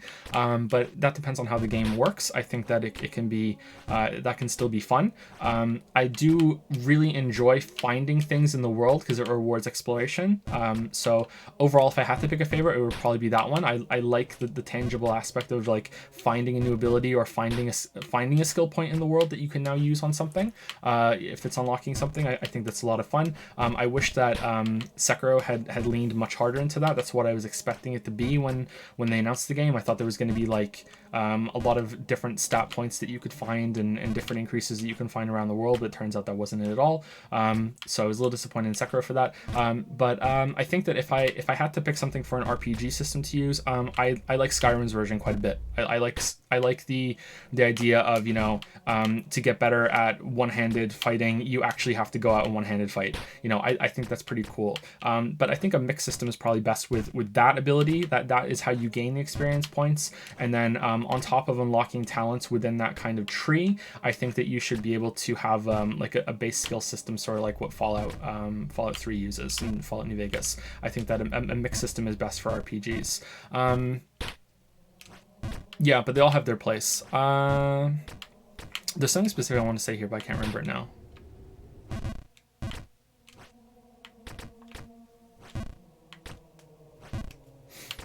I talk about this a little bit in the Witcher video, because I don't like how Witcher 3's progression system works. I think that Witcher 2 also suffers a little bit from this too. Witcher 1 doesn't. I think that Witcher 1 and 2 just simply just does not give you enough skill points to not spoil the video. Like, it just, the way that works, the way the combat system works in Witcher 2, like, I feel like they could have let you just unlock every single tree in that game, and it would have just been an improvement. Just let you unlock every single thing, and the game would just be like twice as good in terms of combat right from that. And for Witcher 3, I find it very strange that Witcher 3 has this skill point unlock system where you gain experience just from doing shit, and that gives you skill points, and you unlock new skills with it. But you also have to unlock the slots to oh, I don't know what I did there. And you also have to unlock the slots to put the skills in. So even if you have a lot of skill points and you've unlocked a lot of skills, you can only have without the DLC, you can only have like 12 skills equipped, and that's just kind of really weird considering how hard it is to get the skills. Like, to me, I think all the skill points should have been available, all the skills should have been available, or you get them via exploration and you use skill points to upgrade them, and you use levels to unlock the slots to put them in. But even then, that's kind of weird. Like, I talk about this more in the video because it's just a really, really weird fucking system. It feels just like it just feels like two systems smashed together thoughtlessly, so I'm not a big fan of it. But yeah, I think overall I like the tangible feedback of, hey, you use a skill, you get better at the skill as you use it. But I also really like, for non-RPGs, I also really like learning techniques. Like, Catherine is a good example. Yeah, I enjoy the wow, you could have done this and you could have taught yourself it early even. But yeah, that's how I feel. Yep. Serious question. That wasn't a serious question? No, apparently not. But you took it very seriously, so that was good. Good for me. Good to know, right? Me. Good to, like, just always take it seriously, because you never know, right? Serious question. I was watching a show where someone was taking bipolar medication, and they were having a crisis of identity, whether them on, off medication was the real them. What are your guys' thoughts on that kind of situation? Don't feel pressure to answer if it's too real or personal. I have a more casual backup to replace this question just in case. Just let me know. Oh. I'm okay with answering it. Are you okay with answering it? We talked about it a little bit already, actually, on Discord, but I can elaborate. Like, okay. I touched on it a little bit already, but. So this is more of a Lily question, so I will say my piece and then Lily can go for it. I think that this is something that that concerns me a little bit, because I often have, like, it feels like someone else is in control of my body, because I get up in my sleep and I do things, and in the morning I have no memory of them. So it's like there's another sleep Joe that does things, and sometimes I have to wonder, like, who is the real one, and what that even means, or if it's just simply that there's no long-term memory being saved of that time. But even that's kind of disturbing in and of itself. I actually woke up today with like red hand marks on my arms, like I was Sam from Death Stranding, because in my sleep I was just like gripping my arm so tightly in my hand. I had like this red arm print in my on my left bicep. So this is something that I think about, but I feel like the conclusion is that for me, and if Lily wants to correct me, then she can obviously feel free, of course, is that you on any sort of medication it's still you, you know, like it might be a different kind of version of you that the medication is bringing out, or it might like change how you think and how you act and how you see certain things, but it's still all you. I don't think a personality or a mind can come in a bottle. So I think that It is a fair worry, but I do think you should just remember that it is you. I think the more troubling idea that comes from this is, especially if you're a creative person, is that your sense of creative worth is tied into your disorder, and that's something I used to worry about. I am unmedicated. I don't take anything for my sleep disorder. I used to take some things, and when I was taking some of them, I was worried that I wouldn't be the same person in terms of creative creative interests. Like I wasn't going to be able to write, like my writing was because of my sleep disorder. It's wrapped in my identity, and that wasn't the case at all. But I mean, I'm sure for some people it could be that. Like that doesn't sound like something that is totally off the mark. But I guess at that point it's all about a trade-off of what kind of person do you want to be, and how do you want to feel, and is the effects of the chemistry that you're taking, is it worth it or not? I don't know. It's complicated, but that's where I stop talking. It's something we talk about actually quite a bit, because I will often, after a particularly bad cycle, say something to Joe like, what are my thoughts, and what are bipolar thoughts, and what are, leftover bipolar thoughts. So I thought a lot about how I wanted to answer this question, and I'm still not sure how I want to answer this question, in spite of having weeks to really think about it. But it's just that there's so much about the disorder that nobody really understands. And there's so much about, I've had this for so long now, and yet I still don't understand it. And when you go and see a psychiatrist, they don't exactly sit you down and say, okay, well, this is the type you have, and this is how it is presented in you. So that time that happened to you, and that time that happened to you, and that time, that was all related to bipolar, and that wasn't related to something else, because they don't know, and they don't have the time to sit down and go through all of it with you like that. Like that's not how it works. So I've had all these things happen to me in my life, and it's like, okay, that seemed like a hallucination, but was it? Or that kind of seemed like maybe that was a delusion, but was it? And then, so it's these things stay with you afterward. And that's, I think, the hardest part for me, is that when it's happening, I'm either aware that it's happening, especially if I'm depressed. I can tell you exactly when I'm depressed, and how I used to have to do mood charts, so I can tell you even how severe I am, and how able I am to go about my day, while I'm depressed. That's something I'm more comfortable with, I'm more used to.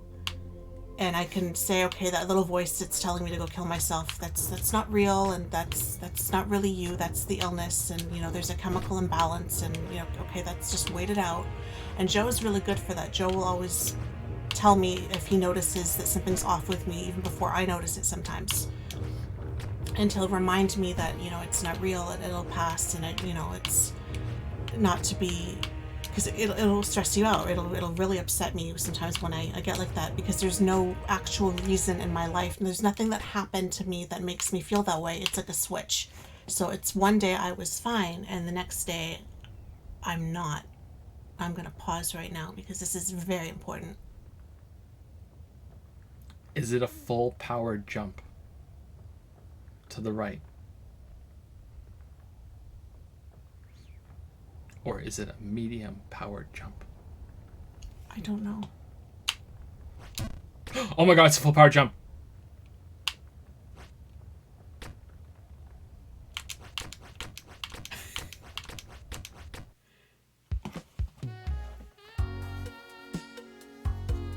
The music. This is more important than what you were talking about. It's very important. I will wait for this. I will wait for Hot Babe before I go back to discussing how crazy I am.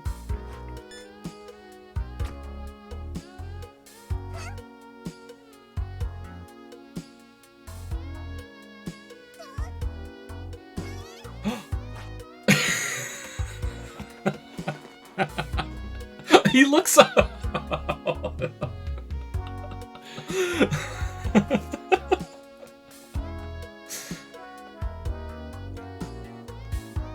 Look how swole his legs are. Well, if you did all that jumping, your legs would be swollen too. Wow. Anyway, please continue. I'm sorry. That's okay. So depression, like I'm more used to handling, but I don't get full-blown mania usually. I get hypomania, which is without psychosis. So I don't usually get, I have had like one or two times where I'm not sure if I hallucinated or I had a delusion, but for the most part, I don't get them. And since going on medication, I barely get it at all. But the problem is with the type that I have, I cycle every couple of weeks, even on medication. I don't tell you guys that because I don't want to be one of those people that just bitches and whines all the time that I'm not feeling well. But for the most part, every couple of weeks, I'm depressed for sometimes a week or two, and then it's done. And then I'll go about my business, and then it will come back and hit me like a sledgehammer again, and I'll go about my business. And it just isn't as intense, and it doesn't take as long as a cycle off the medication would be. And then every now and then I'll have a little high, a little bump, and then I'll crash again, and that's about it again. But the main thing I'm thinking about with this question is how I was diagnosed was they gave me an antidepressant and they didn't tell me what was going to happen when I took it. And it was kind of the defining factor of how will I respond to this with no mood stabilizer or antipsychotic in my system. And it's the worst manic episode I've ever had. And it lasted for a few days before I stopped the medication. And it was literally, I was crying. It was so intense. I couldn't handle it. I was cleaning. I remember scrubbing the floor. And then I was just kind of like going in circles of up, down, up, down, up, down. Can't handle it. Thoughts racing, talking so fast.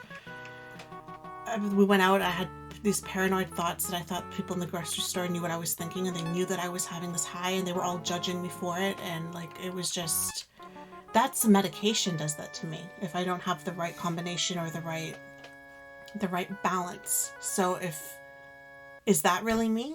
Or because it was medically induced, is that not really me? And when I am overconfident and having all this grandiosity and I'm better than you and I'm going to write a miniseries and it's going to be made into a TV show, and which actors, I better go online right now and find the actors that I want, and how will I choose between this one and that one, and what's their backlog? Can they handle something as important as my work to act in? Like, this is how your mind goes when you're, and okay, I need to be really successful. Well, quick, the people that I like the most, who are the most successful, what do they look like? I better go and start dressing like them. I better dye my hair like them. I need some red hair dye, even though I never wanted to dye my hair red. I better go do that right now. Is that me? And then after I've crashed and I'm depressed for a week and I want to kill myself, and then I'm feeling guilty because I have this beautiful family and I want to kill myself even though I have this beautiful family, and it just doesn't matter. Like, is that really me? Which is me. And then the worst part about it is then you go back to normal and you're just kind of you.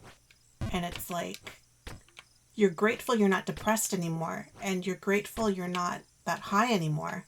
But you remember all of it. It's not like you don't remember and it goes away.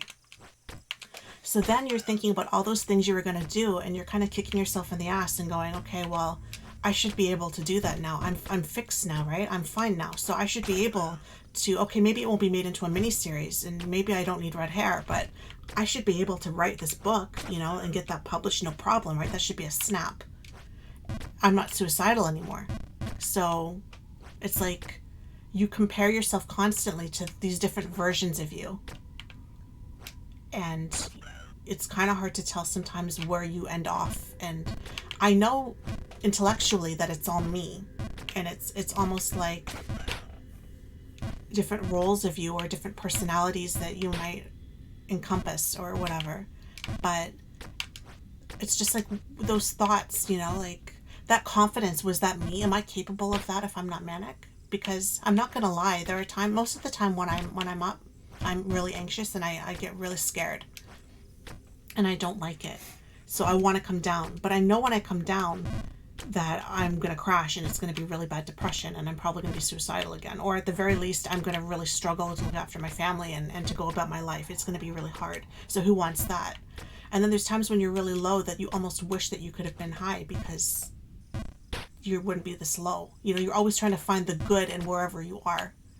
And there are a lot of people who really like their highs and will abuse their medication. And I'm not gonna lie, I've thought of it sometimes where it's like, okay, I'm on this good combination right now, but sometimes you start to feel a little flat, you know, and you're like, well, what if I just skipped? What if I just played with it a little bit? What if I just skipped my antipsychotic for like 2 or 3 days? Then like, what would happen then? Maybe I would go up a little bit, right? But then what if you go up too far, or what if you go the other way, you know, and then you're in a mess.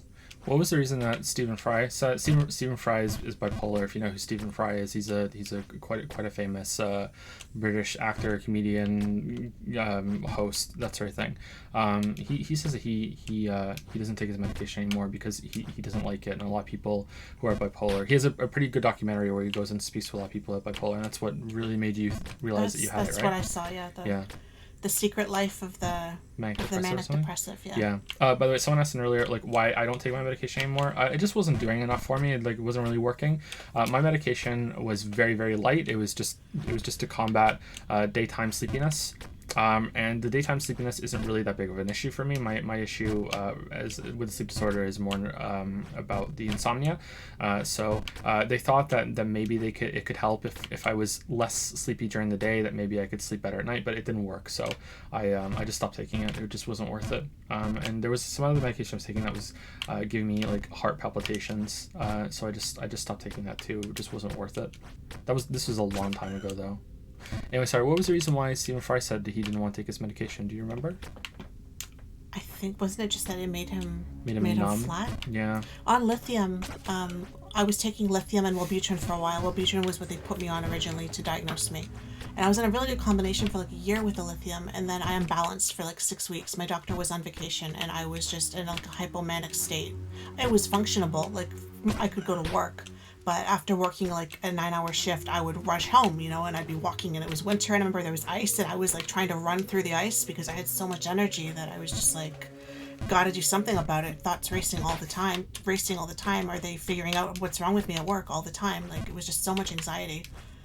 And after that, they took the Wellbutrin away, and they put me on 2 stabilizers at the same time, and it was the flattest I've ever felt. Like, I felt so numb that whole time. Have you? I think maybe you have felt this way, but I can't remember. I know that you there's been quite a few moments of close to psychosis that you've told me that you've had. Have you ever thought that you're in a place and that everyone can hear what you're thinking? I said that too already. I just said that a little bit before. But on top of that, it's specifically everyone can hear what you're thinking, but in a way that they're out to get you. Like they're like the whole world is stalking you. Because I know you get that. And I know you get the bright lights.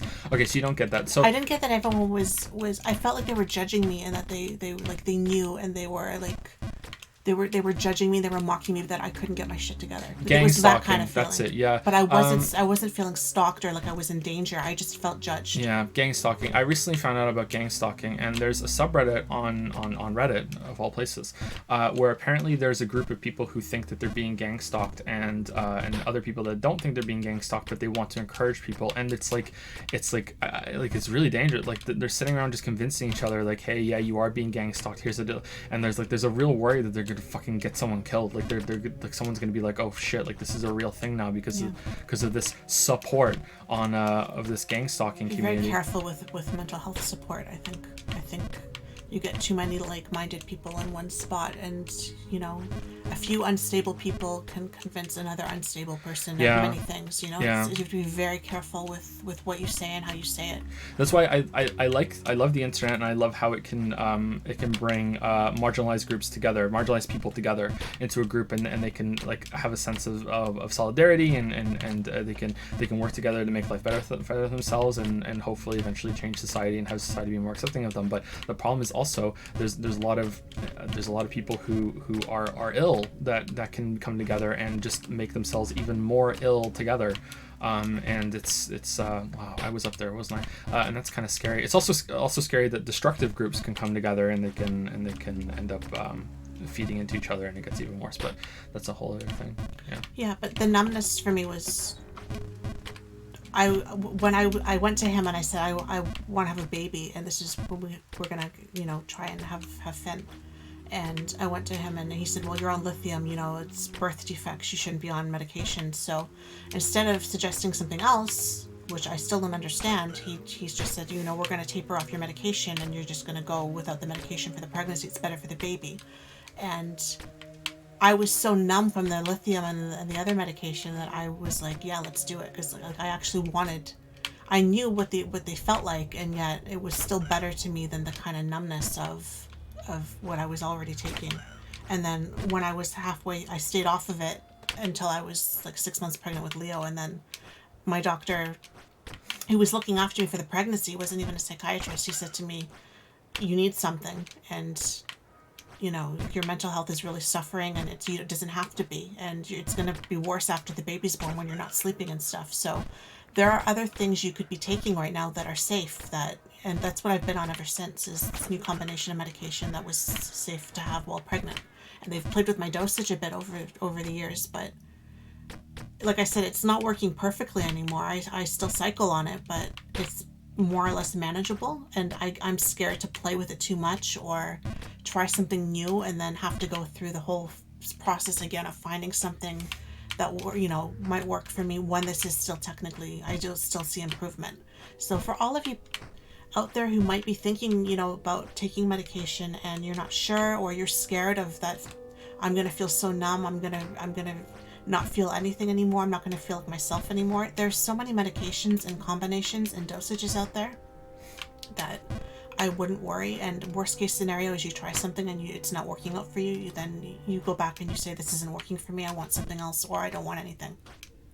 It doesn't have to be lithium, like it doesn't have to be something that can have that effect, or it could be as a dosage of lithium or a combination. When I was taking it with the other thing, the Wellbutrin, I didn't feel so flat. I felt pretty good. So I know that's a concern for a lot of people with medication, for like psychiatric medication, is I'm gonna lose myself, and I don't feel lost when I take it. I don't feel like I'm not me. I have trouble with the leftovers of the depression and the hypomania or whatever, of, was that me, and was she right? Like that's I guess what it all comes down to all the time. I wonder if she was right. Was she right when she said I could handle all this stuff and I'm just not able to handle it now, like because I'm weak, or I'm stupid, or I'm unprepared, or I don't have my shit together, and that snowballs pretty fast.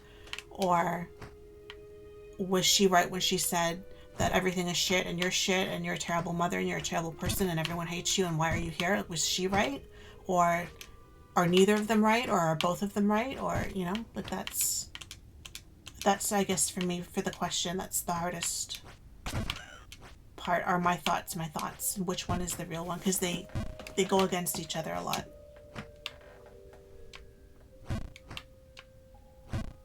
But intellectually, I know they're all me. It just gets to me sometimes. Like, it's pretty obvious a lot of the time when I'm, like Joe said already, like I see like flashing lights and stuff, like colors look too vivid, and off the medication I get like a chanting in my head instead of almost like a singing. My thoughts sing to me.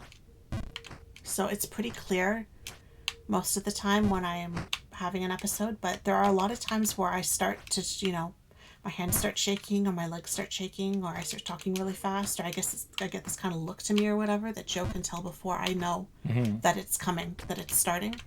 And a lot of times he'll say to me too, are you up? And I'm like, no, I'm fine, I'm just feeling a little agitated or whatever. And sometimes it's hard to tell if which way you're about to go, But yeah, I don't know. I hope that answers your question. I feel like I went on a tangent, but it's just that there's so little known about it. Like I said, they diagnose you with one thing, but they don't really explain it, and they don't.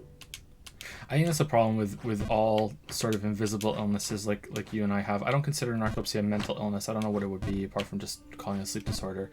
But even when I was diagnosed, no one spoke to me about it. No one sat me down and was like, okay, this is what you have. This is what it's going to be like. Here's what you should do. It's just like, oh, you have this here. Go have this other test and like maybe take this medication and that's it. And I don't know if it's just bad healthcare or if it's just the assumption that you're going to go and look up stuff by yourself. But I don't like looking up stuff by myself when I don't have a baseline knowledge of it, because like I'm not a doctor, so like I don't know what all these things are. I went into the psychiatrist and I said to him after a while, I think it was after that 6-week episode that I had, and I said to him, because there's bipolar 1 that has worse mania and it has psychosis, and it has less depression, less severe depression. And there's bipolar 2 that has more severe depression and more risk of suicide, but they don't get the psychosis. They don't have the worse mania. And you only need one manic or hypomanic episode to be diagnosed. So, like, it only has to happen to you once. So, it's like, we didn't do a full history, so it's like, I'm supposed to be bipolar 2 because I have the worst depression and I don't have the psychosis. But we've never sat down and went through and we're like, okay, well, is that technically psychosis, or what's that? And like, so I read things about people with bipolar 1 and I'm like, well, I have that. And then I read things with bipolar 2 and I'm like, I have that. And then I go to him and I'm like, I'm supposed to be having like 4 episodes a year maximum, and I'm having them like every month. So, oh, you rapid cycle. Okay, I rapid cycle. What the hell is rapid cycle? You know, so it's like, you go to see a new doctor and you're just kind of regurgitating what your diagnosis is. They don't check on you. They don't call the other doctor and say, "Is this correct?" Like it's not even like rapid cycle is a medical term for having more than 4 like changes a month. Like to there's me, also ultra rapid, yeah, rapid, like ultra. 4 changes a month isn't exactly fucking, like, I wouldn't describe that as rapid, right? That doesn't sound like rapid to me. Means like you're changing every day. You know what I mean? Like, well, any more than 4 times a year is rapid cycle. So what happens when it's every month? Yeah, is that still rapid cycle, or is that, they don't tell you any of this? So then you read stuff on the internet and then you're like, well, that sounds like me, but that might be me, and I don't know who I am, and I don't know what this means, and I don't know what I have, and you know, and it makes you feel even more out of control, in my case anyway, because not only can you not control your moods, and you can't control your thoughts, and you know, like, you're just swinging all the time from one into the other, but you don't even really know what you have, you know, and like what's happening to you, because no one really... I went to see a psychiatrist here and she gave me the most thorough history that, you know, she's ever taken, like, has anyone's ever taken from me. But even she didn't explain anything to me.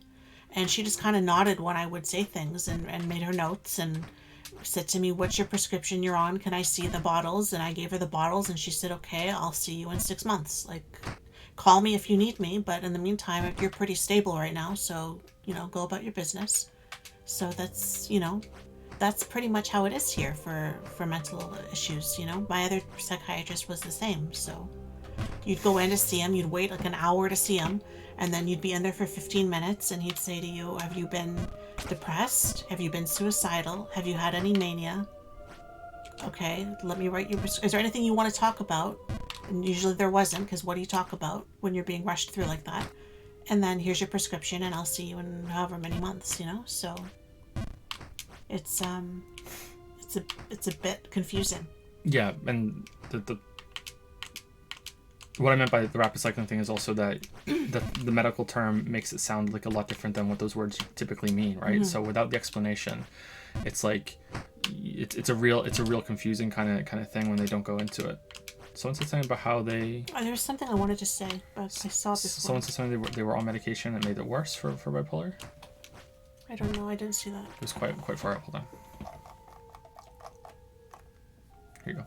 From Canon Inspector. I was prescribed sertraline for my bipolar, and I made everything about the experience worse. It gave me those uncontrollable highs like you described earlier, and it really didn't stop me from feeling down. It just stopped me from feeling anything while I was there. You have every gram of my sympathy, because sometimes I ask myself those questions too. Is the up me really me, or the down me? I'm sorry you have to deal with this awful disease, but I'm glad you found a good doctor. I'm sorry for you too. I will say, were you only taking the sertraline? Because like I haven't been on that many medications, but I do know that there's like the SSRIs or you know, they're supposed to be really not bad, you know, really bad for bipolar. And I was taking stuff like that before, and it would send me into these mini highs, and I didn't realize what was happening. So after like a week of being on them and feeling worse, I would just stop taking them all the time and then not go back to the doctor for a long time after that, because I was scared of what they were going to give me next. So I learned that, like, if you're not taking a stabilizer, or you're not taking... It seems like you need an antidepressant to get you out of the depression, but you need something that has like a ceiling on it so that you don't go any higher than your ceiling. And with the lithium, I found the ceiling was even lower. And I feel like I'm taking Abilify right now, and I think I'm on like the lowest dose. And I don't really need anything more than that. Like I have very few highs now, and they're not as bad as they usually are when I do have them. But maybe try something that's a more modern drug, and you need a good balance between the two. You need an antidepressant to keep you up, but you need something to keep you from going too up.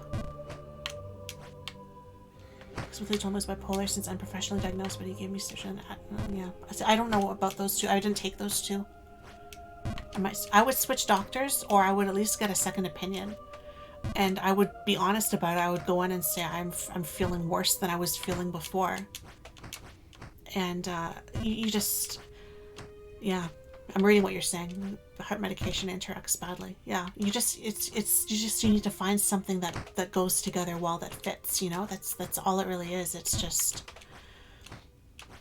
Wellbutrin and lithium for me, great. Wellbutrin is a stimulant. A lot of people use it to quit smoking, apparently. So it's an antidepressant, but it's also a stimulant. So it gives you that energy boost. But for me, it's too much of an energy boost if I don't take it with something.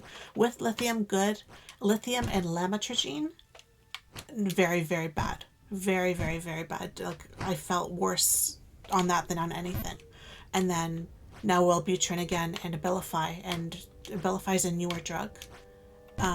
And I'm really, like I said, maybe the Wellbutrin could be a little bit higher, but I'm also scared that what if it's too high and then they have to raise the Abilify, and then do I really want to do that? And can I just make this work a little bit longer, you know, without having to change medications or anything like that? But I would be honest with the doctor and I would say this isn't working for me, because like there's so many out there, you know, like you could be on something right now that could be working for you and make you feel so much better. And instead, you know, you're just scared, you know, and I totally understand being scared. And there was somebody else too that said something that was lengthy, and I was in the middle of the answer and I didn't want to.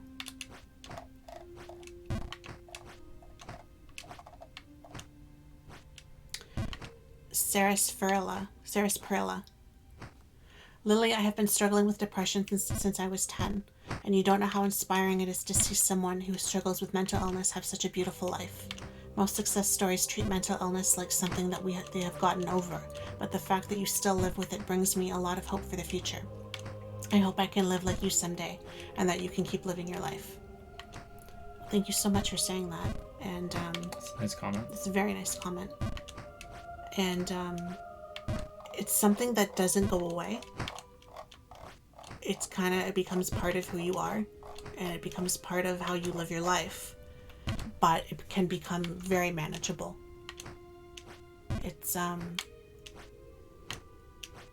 You just have to make adjustments, and you have to expect kind of like flare-ups like you would with any illness, I guess, like any like long-term illness. But if you get on the right medication, or even if you find a good therapist, someone you can talk to, some recommend and some don't. Like for me, they never really recommended it because I don't have a whole lot of triggers. But if there are things in your environment triggering you, that just makes it worse, right? So it's definitely very doable to find a balance and to be able to live your life mostly well. You'll still have issues and you'll still have to overcome them, and it's still a daily problem for me, but compared to how I was 10 years ago, I'm much better and much more stable now than I was. And it helps if you have a good support system. Like I have Joe, who can tell sometimes that I'm off before I even know I'm off, you know, and I think that says a lot, you know, about our relationship, that he can tell that about me so quickly. And then he can support me, and you know, he kind of knows what things to kind of say to me when I'm like that, you know, to kind of keep me calm so I don't completely feel like I'm losing it.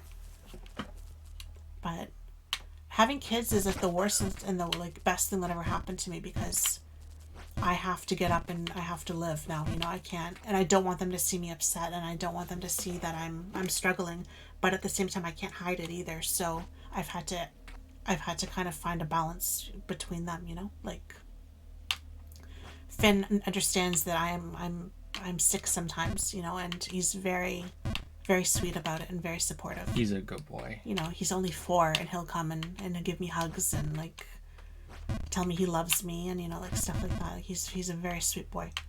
And but it's hard. I'm not gonna lie. Like you can't just stay in bed all day now and just not get up. You know, like there's no more sick days once you have kids like that. That part's over. So it's like the best thing that I ever did because it's given me something beyond myself to look forward to and to live for now.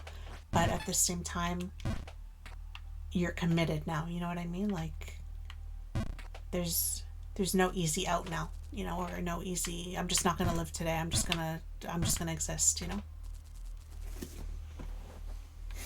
So yeah, I hope Firebug that helped you at all. I don't know if it did or not, but I feel I went on for a while, so I hope you extracted something from that.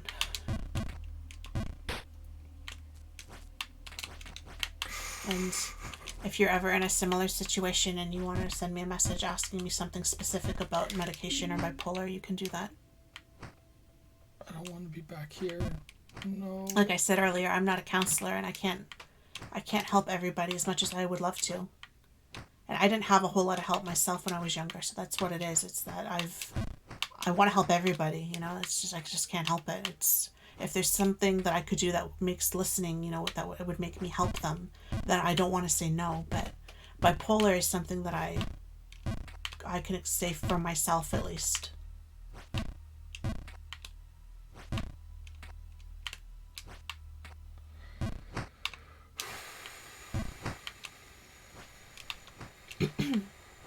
So far this is New Babe Plus. And I gotta tell you, this is a lot more frustrating than the other one. I'm not bipolar, but I might have to take antidepressants in the near future. It was more hypothetical that I thought was interesting. It is very interesting, I think, too. And like I said, you hit it right on the nose, so I think there's probably a lot of people that feel that way, too. It's not so much the medication that makes me feel that way, it's just the thoughts. It's the illness itself, and the medication can, for me, with bipolar, can bring out, like, it can bring it on, it can trigger it.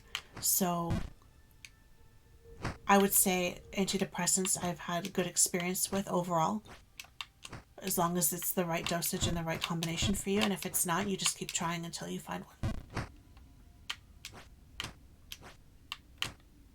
Thank you for talking so openly about it. No problem. Joe is not mad, never mad. Cool as a cucumber in the snow. Cool as a cucumber in the snow. It's not that brave, Canon Inspector.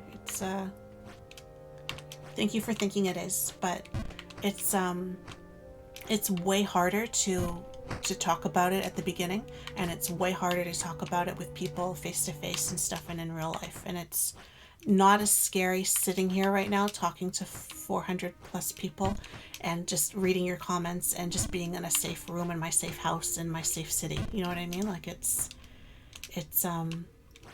there's like degrees of brave. So as brave as this seems, it's like it's been a long time of me talking about it gradually. So like now that I feel more comfortable, that I can kind of come out with it more. But there are people in my family that don't even know I'm bipolar. It was always, my mom wanted it hush hush. She was kind of embarrassed about it, I think, or ashamed. So she never wanted anybody to know. I guess it was like a parental failure. So there are a lot of people who know me and, you know, I see at functions and stuff, and they have no idea. So you guys know more about me than my own relatives in a lot of ways. So it's not even the worst person who doesn't know. The worst person who doesn't know is Kate. We see her all the time. She doesn't know. She might know. She might have an inkling. What an awful baby. When I knowing. hug the baby and cry sometimes, she might have you know, I should be the one who's crying, Mommy, not you, right? That's what babies do, right? She's a good baby. A lot of people I'm around don't really think of it as real. I think it's hard for people to understand when they haven't been in it. And that sounds kind of like a cop-out in a way, but my mother has like depression and anxiety and stuff, but she took an antidepressant, but she never really did too much in terms of talk therapy, and she never really did too much in terms of dealing with environmental reasons why she was feeling this way. Like it always seemed to be related to events. It didn't seem to be related to just a random chemical thing. But she thought we were exactly the same. And it was really hard for me to try to make her understand that I get the depression, Mom, and I get the anxiety, but I'm hearing chanting in my head right now and the lights are flashing and you don't understand that. And she would be like, I read the books, honey, I get it. And then she'd say something to me like, after Finn was born, she said to me, oh, you're still having that? I thought that the pregnancy hormones might have cured that. So I guess she didn't read a book on that. So it's hard sometimes when people that are close to us don't get it, but they think they get it, or they don't think it's real, or they don't understand the extent of it, and it can be really, really upsetting, you know? So I get that. Someone's waiting for me to scream when I get angry when I fall. It's never gonna happen. Can't scream or he'll wake up whatever kid is sleeping, which is probably Leo. I don't know if the other two are. It's never gonna happen. Cool as a cucumber. You're not gonna get that kind of scootin' Freude from me. Don't worry. Pregnancy hormones make it worse, and postpartum makes it worse. Like you're so much more risk for being hospitalized. And she was like, yeah, it's probably nothing. Lily, but thank you so much for discussing this. Thank you so much. I've been struggling with depression and ADHD since I was in my early teens, maybe longer, and I still question things like, should I tell my psych to change meds? Because I can still be very depressed and tired and lacking motivation a lot of the time, but I'm so much more stable than I was 10 years ago, and I don't know. It's nice to know none of us are alone in all this. Sorry for rambling. You're not rambling, and I know exactly. That's how I feel right now, is like they're not working perfectly, but they're working, right? So do you really want to mess with like working good enough? Or then there's part of me that thinks, well, what if you were so much better and you could get closer to a more sane version of that productive manic girl, you know? Most relatives that know about my issues tell me with goodwill to be brave and other things to that effect. I appreciate the sentiment, but them saying that makes me feel guilty about me not being able to be brave. Then I feel guilty for not feeling good when they are trying to make me feel good, and then it goes into a cycle. It's this farting devil. Well, that's the... Do you get up, though? That's the problem, though, right? You're still here. People being supportive makes you feel even worse, right? Makes you feel worse because you feel like you don't deserve it. In my case, anyway. It makes you feel like you're ungrateful. It makes you feel like, well, if they're so good to me and I feel like this, well, like I'm not keeping up my end in some way, you know? Like I have Joe, I have my kids. What do I have to complain about? You know, like why am I like this? You know, I'm just some stupid, ungrateful bitch who doesn't know how lucky she has it. You know what I mean? So it's... For what you're saying, I just feel like being brave, like what is being brave? Is being brave sitting here talking to you right now? Well, I'm not depressed today and I'm not manic today. I feel okay today. So would it be braver if I was depressed or manic and I was sitting here talking to you about it? Or like what does that mean, you know? Brave enough to talk about it, but that can come in degrees, you know? Like that's a comfort issue, and it's you being comfortable enough and finding the words even to put into words something that you might not understand, and you can have had it your whole life, and I still don't understand sometimes. And I've had it since I was like 11 years old that I've been depressed and suicidal, and I'm gonna be 34 this year, and I still don't have it together, you know? I still haven't totally made my peace with it. The only person that I knew when I was growing up who was bipolar, I found out after she killed herself. So does that tell you a whole lot about my experience with bipolar and why I didn't want to go and have anyone diagnose me with it? Because I was so scared that being bipolar was like a life sentence that meant, you know, that you will die. You know, like this is it for you. Good luck. And you hear all the scary things about the medication, how it changes you and makes you numb, and then I'd be like, well, is it really that bad? Maybe I can just deal with a little bit more.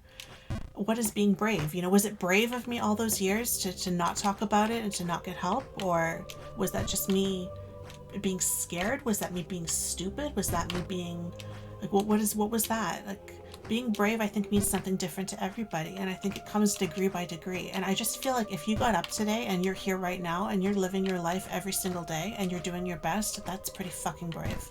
And you should be really, really proud of yourself, because some people don't even do that, and some people can't even do that. And there are people right now that are like in a mental hospital, in the mental ward of a hospital, and they were brave enough to be in there right now getting help. And they probably don't feel very brave, you know? They probably feel anything but brave, you know? But they're so brave, because that would scare me so much to have to be in that situation.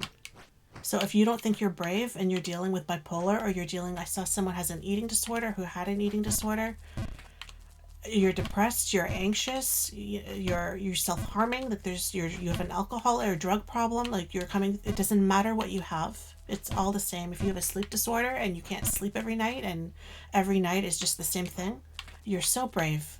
That's it. Don't let anybody make you feel, don't let anybody take that from you. That's yours. You define it. They don't get to define it.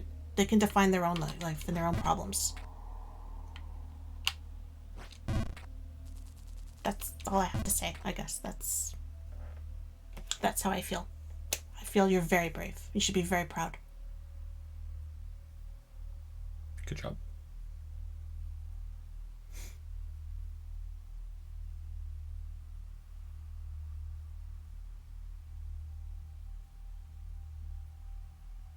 Unless you're a weeb.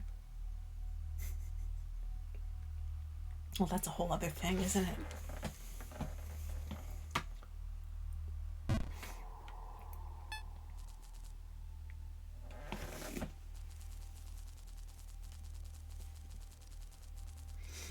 Was that Firebug's second question? That was the second question. Firebug is done. Okay.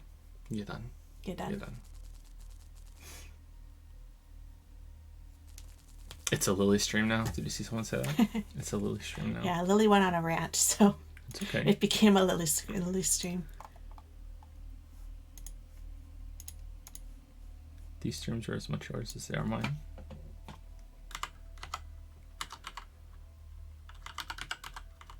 Okay, so let's I was gonna say, how are you spelling that? And then I saw that you can see it. Yeah, I can see it. Yeah. Let's answer. Did I spell it right? I think so. Right. So let's say thank you to some people and then answer these questions, and I think we'll be done for the night. Because we're already over time, and I don't know about you, but it's really hot in here. I'm I think. sweating. Yeah.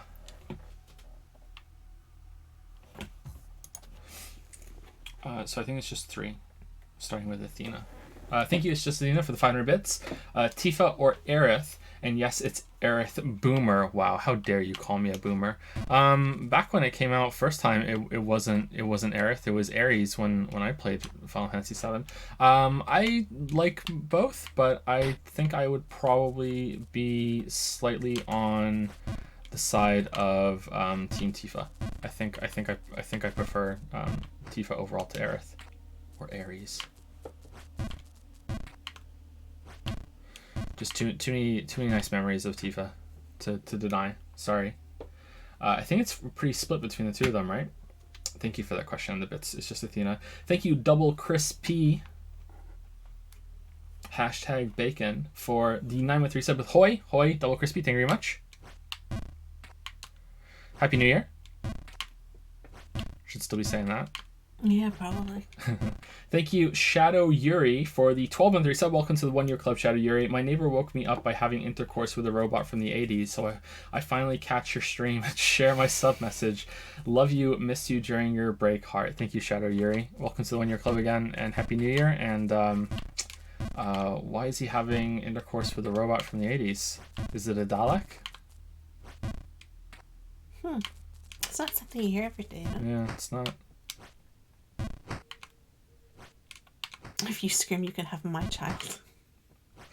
I'm not gonna scream. Although this is really frustrating. This is a lot more frustrating than the original.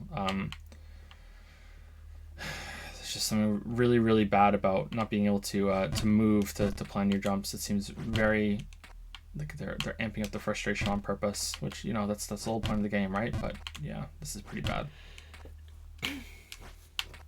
Okay, but do we get to name the child? And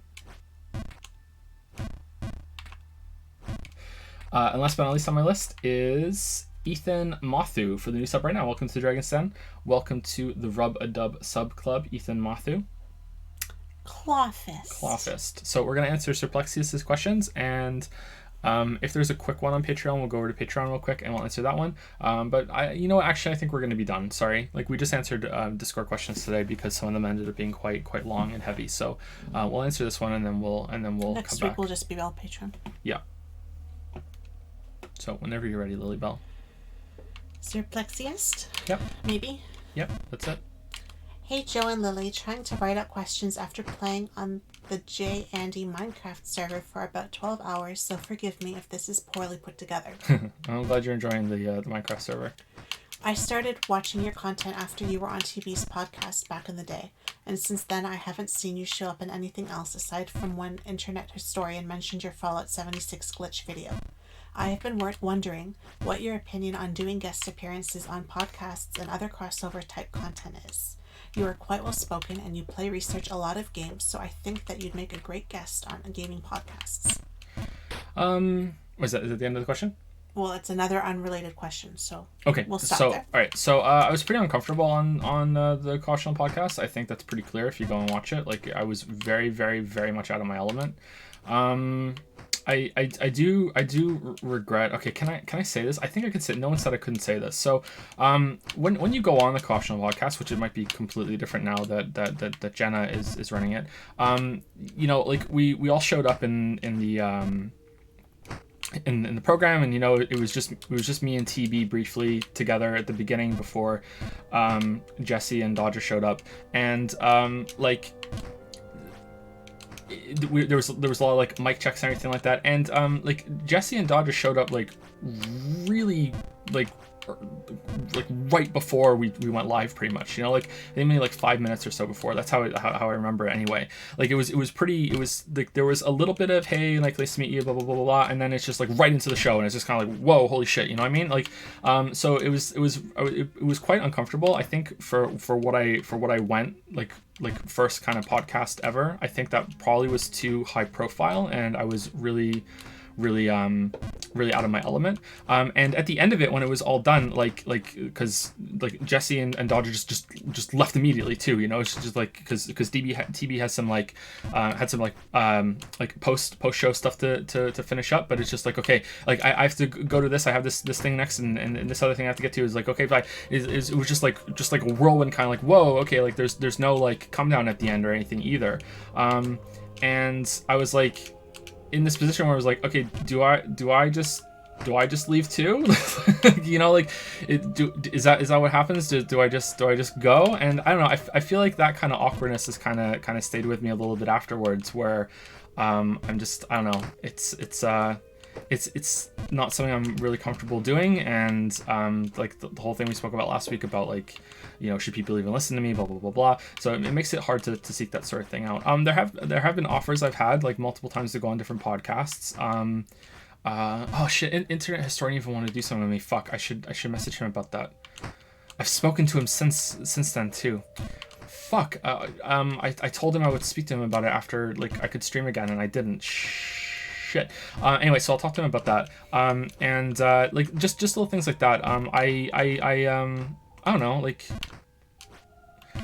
when I talk to other YouTubers who are around the same size as I am in terms of sub count, or a little bit more, or sometimes way higher than me, you know, it's all the same thing to me. It's like, okay, like I don't want to waste your time. Let me just quickly talk to you and be like, on my way, blah blah blah. You know what I mean? Like it's very I'm very aware of that kind of presence. So I don't know. I guess I should do it more. I don't know. It's hard with the kids though. Yeah, it's hard to schedule it too. That's the other part of it. Time here, like they don't guarantee any quiet or any lack of interruption, you know. Like with the stream, you know, like I can come and interrupt, but like if you're on a podcast with somebody else, I can't, you know. So it's also a little bit more nerve-wracking. Yeah, it's also the problem of like, yeah, if anything ever did go wrong and I had to leave, I wouldn't want to be in that position. But that can happen to anyone, of course. It could happen to anyone, but with the amount of young kids that we have, it's you know, like we're I think, come on, how many times a day does Leo get hurt? You know what I mean? Like, exactly. So like we're in a somewhat unique situation here with having so many young kids, like even people who have more than 2 kids, and our setup here too, so like you're like, if I have to put Kate for nap or something, you know what I mean, like you're right next to the crib, you know, so it's like you're not even in an office removed somehow from all of the noise making, you know. Maybe when they're older you could do more, you know, when it's a little bit less chaotic, maybe. Probably. But right now, yeah. I think it would be a bit hard. I don't think going on the caution was a bad experience, by the way. I don't think any of what I just said is bad. It was just weird. It was like, oh wow, okay. Like I was already so uncomfortable, right? So it was kind of like, oh, all right. So this was not a bad experience. It was just a very, very odd experience. So that's what I mean by that. Sorry, maybe I wasn't clear enough. I'm just seeing some things in chat right now. Finn on a gaming podcast.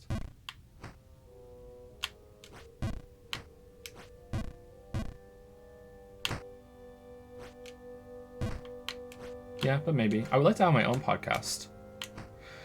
Maybe that would be a good way to ease into it. It's kind of already a podcast. Huh? This is kind of already a podcast. Kinda, yeah. Because we go off for so long about topics. The Q&A podcast.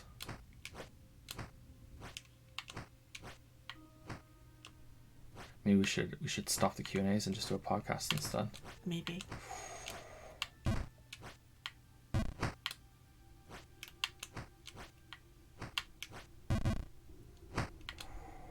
I could have my own podcast, and it could be called Lily Talks ...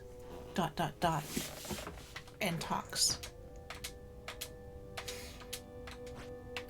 I think that also, I feel, I don't know why, because I stream so much, so I shouldn't feel this way, but I kind of feel like most people don't give a shit about what I have to say outside of the videos. Streaming can also hinder this as well, because a lot of the times when I say stuff about games and media on stream, there's usually a much stronger negative reaction to it. I think that most of you have seen something like that happen in the past, so it's kind of like, it makes me almost want to be like, okay, well, if I'm not going to have this very like measured, well, like wrought out response, then I guess I just shouldn't talk, and the podcast is more like, is inviting more stuff like that, and it just doesn't seem to be my strength. But I don't know, maybe it's expectations, or maybe that's just how it is for everyone, and you just get over it, you know. Maybe my first podcast guest should be Bennett Foddy. I should ask him about that. I want you to get mad. Get mad. Get mad. Nah, I'm not gonna get mad. Sorry. I'm not gonna get mad. I think we're gonna get done though. All right, I think that's all I can say. What's the next question from Surplexius? Another unrelated question is, what kind of magic, hard or soft, systems do you like in novels? Personally, I always feel better about hard magic systems, but the longer the story, the more they fall apart. I feel like soft magic systems can cause get-out-of-jail-free situations in the writing or in the narratives, which can make some powerful moments ruined because they just solve it with the soft magic system, reviving a dead character before it's established that it's possible. Thanks for all of the content, and sorry about all of the weebs. It's okay, don't worry. The weebs are sorry about that too. So I talk about magic in the Witcher video, hard and soft magic systems briefly. I also talk about low and high fantasy. So I prefer hard magic systems. The magic system that I have in my fantasy series is a mostly hard magic system. So in case anyone is unfamiliar, a hard magic system is when the magic system is described enough that the reader can understand what is possible, what the limits are, what the rules are, and it can be used to solve problems in a way that feels very fair to the readers. So it's treating magic more as a science. So if a book has a hard magic system and then out of nowhere they just have a new spell that doesn't follow the same amount of rules as the other magic system just to get them out of a problem, it's kind of like they just pulled crap out of their ass because they wrote themselves into a corner, and the writer is cheating. Whereas a soft magic system is very much like Harry Potter. Harry Potter is a soft magic system where the rules of the magic system are kept away from the reader. They just kind of make things up as they go along. It's a lot more about like rituals and emotions and it just like things can be just made up. That doesn't mean that there aren't moments of hard magic system like in Harry Potter, and just like there can't be moments of soft magic system in a book that otherwise has a hard system. Like they can mix and match. It depends on how it's done, as always. But I prefer a hard magic system because I prefer literature or stories to have rules and stakes that I can understand, instead of it just being, hey, we're just going to make this shit up as we go along. That's what I prefer to have. I will say that I am way more willing for soft magic to have to be used by the antagonists. But this depends on the kind of story that it is. My view of antagonists in stories is that an antagonist should also be a protagonist. It's just that you don't get to see their side of the story. Like that's the way you should write your antagonist. It should just be that everyone is the protagonist of their own story. Really, it's not just like I'm limiting myself here, but like that's how I think every character should be written. Every character should be written of the protagonist of their own story that you're not even seeing. But if you're seeing it from the perspective of a protagonist and the antagonist is there to do what traditional antagonists do, then it's fine to have like a softer magic system and even some coincidences and even some ass pulls in order to get the protagonist into trouble. So my view on coincidences and stuff like that in stories is actually that they're forgivable and even like a good thing if they exist to get the heroes into more trouble and to raise the stakes, but they can never be used in order to get them out of trouble. That's when it becomes kind of cheap and cheating. Like if you want your characters to get out of a problem later on, you need to set it up. You need to like put the work in to be like, hey, this is how they're going to get out of this problem. You just didn't realize it yet, and that's why hard magic systems are some of my favorite. Star Wars is the Force in Star Wars is a soft magic system, but a lot of people seem to think that it's a hard magic system, and then you get into all these problems of like, oh wow, like how are they able to do that? How are they able to do this? It's like no, like you don't understand. Like this is a soft magic system. Like this is how it works. You know, this is basically Harry Potter, and if you don't understand that, then you're gonna have a bad time, and you're gonna make really really long YouTube videos about it. I think that the soft magic system working on in favor of the protagonist is also something that's acceptable if it comes with a sacrifice. So if it's like, okay, we're gonna have an ass pull, but you're gonna pay, so that can also work.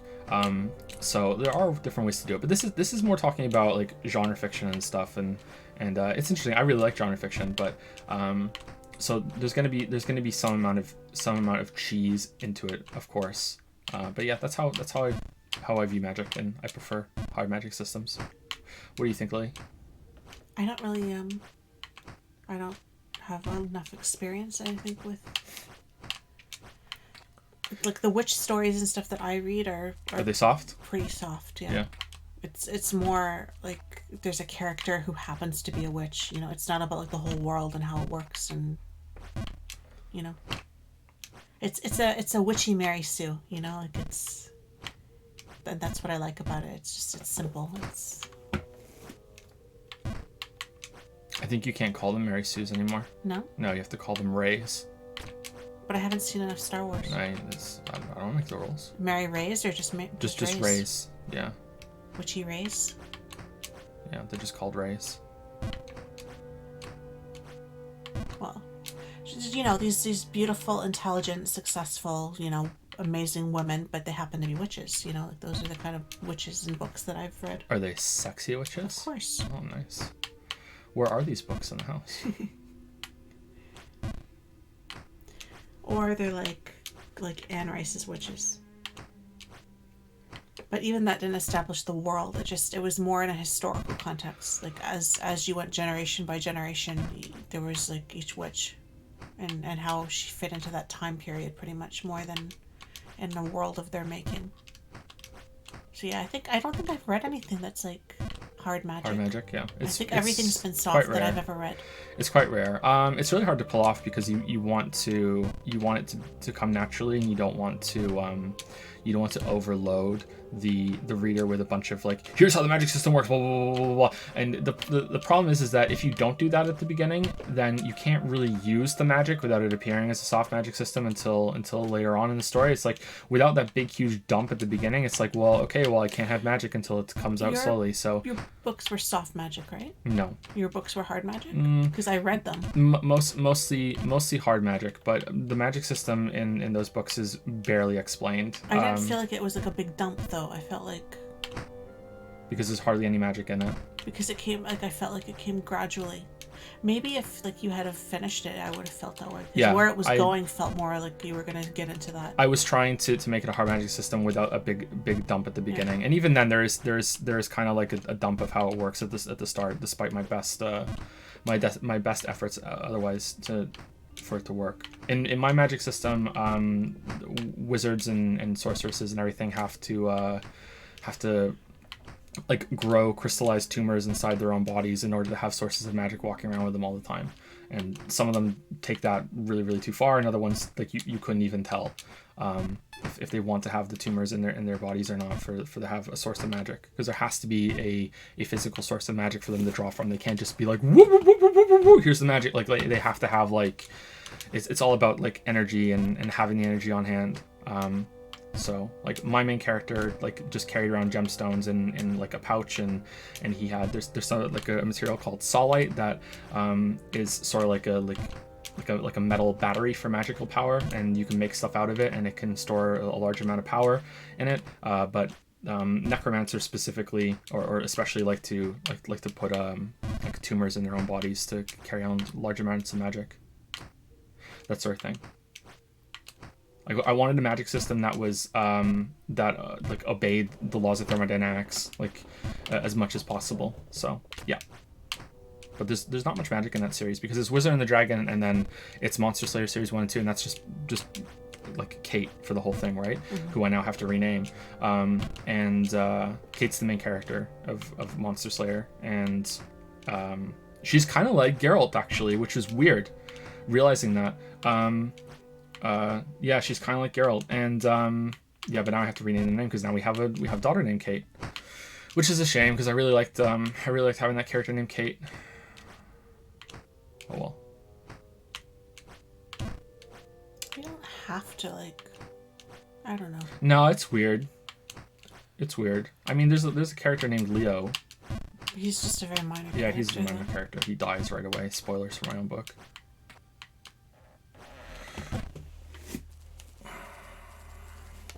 Would it be spoilers to say if the magic tumors can eventually become malignant, cancerous, etc.? I haven't really thought about that much. I'm gonna guess yes. Yeah. Other monsters are the same way. Like dragons, like have the same kind of, like, magical growths inside of them, and most monsters come from overexposure to these magical forces that are in the world. Like they become mutated by being too close to them. Yeah, so that's kind of like my attempt at a hard magic system. Like, I'm pretty good. I'm pretty happy with the magic system in that story, actually, in that world. It ties into the main overarching plot that hasn't started yet either, of like the importance of energy and how a society like this could continue. You know, it would be difficult, and a lot of if they could tap into sources of energy that easily, it'd be easy to exhaust them. And yeah, one day. Anyway, does Practice have another question? Nope. That was it. All right, I think we are done. Let me see if I can get up here again. So we beat Jump King. I'm sure we'll beat the DLC one day too, but I think I'm going to take a break. So we're back on Tuesday with Disco Elysium. Anyone looking forward to that? Is that something that, like, fuck yeah, or, like, should I let it go? I don't know. I think I've promised at this point, so we're going to do at least one more week.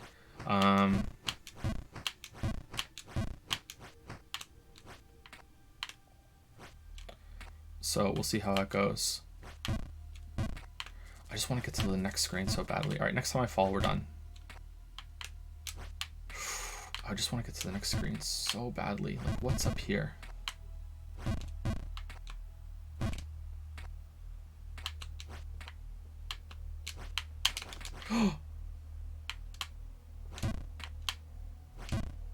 No. Okay. No. No. No. No. Okay, we're here. Okay. What's on the next screen?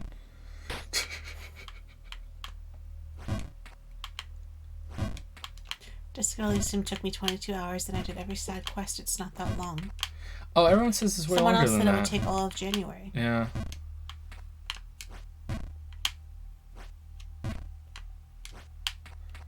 Okay, we did it. We did it. We did it. Okay, so do we end here or do we do a YOLO jump to see if we can get the bird? Do do do do do do. Does it still count? It still counts. Still counts. It still counts. All right, what time is it? 4. Here's the screen for you.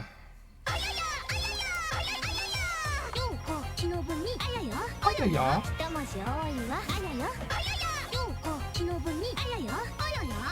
Screen, please. Okay, I'll screen for you. Don't you dare wake up the kids or you're staying up with them. There you go. There you go. All right, thank you, everybody. We'll see you next week for the continuation of the Q&A. And real quick, is there any questions that we were asked repeatedly throughout the stream that we missed? Real quick. Quick questions. We will answer them.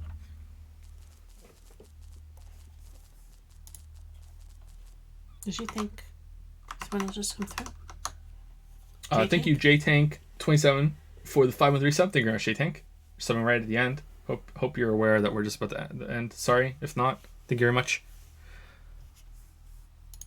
5 months in the Weeb tank. I didn't do any of them for what I think people. It's okay. I'm playing Those Persona 3 poor now, people. so I'll be ready once you play Persona 5. I had to stop watching live because you caught up to me. Yeah, it took that was long streams. I wonder if Persona 3 and 4 are as long as Persona 5. All right, anyway, see you guys later. Have a good weekend. See you next week.